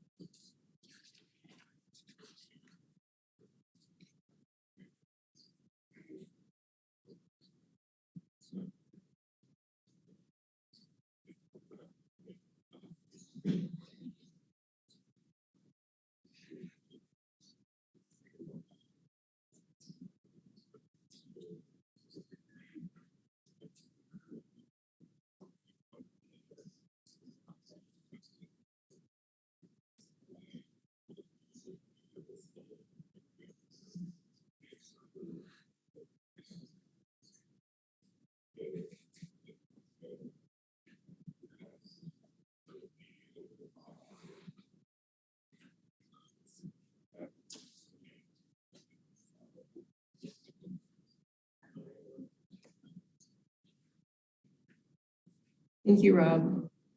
Next is Jonathan Greenberg. So, excuse me, so Rob took my first two points here. So thanks, Rob. I just want to emphasize that I agree with both of those. The situation on Park Road is not because it's a dirt road. It's because it's been neglected for 10 years. And for whatever reasons, that it is now a hot topic. There's those of us who've been suffering through this for 10 years, actually 30, but the last 10 years it's gotten really bad because, as you can see, no money has been spent on it. I think the people living along Park Road, especially the folks who have property near it, are under the impression that Park Road now is what a dirt road or a stone road is. And it's so poorly maintained and so dilapidated that the experience and the problems associated with it being a dirt road, whether for a quarter mile or for a mile, a lot of those bad experiences people have would go away if Park Road had been maintained. So at the expense of everyone who's lived here, at the expense of our automobile repair costs, you kind of owe it to Park Road to take care of it. And at least, I know you think of it as throwing good money after bad, but you know, even if it's just the next year or two, that's a meaningful amount of time that we're trying to drive down the road and do a right thing. But we take the shortcut because the road is in such terrible, terrible condition. So while I am respectful of the neighborhoods, I do cut through them because the roads are so terrible. If they weren't, I'd take the road. So a lot of this is on the township for ignoring Park Road for the last 30 years, really, but essentially through the last through this last SAD, we've not seen any benefit. So thank you, and really appreciate the discussion tonight, as well as the listening that was done by the committee. It's really a marked change from other committees and other experiences in the Scio Township. So you guys are representing us well. Thank you. Thank you, Jonathan. Okay, so, okay, sorry, I thought it was, Did you feel safe? vote to adjourn? So moved. No motion? So moved.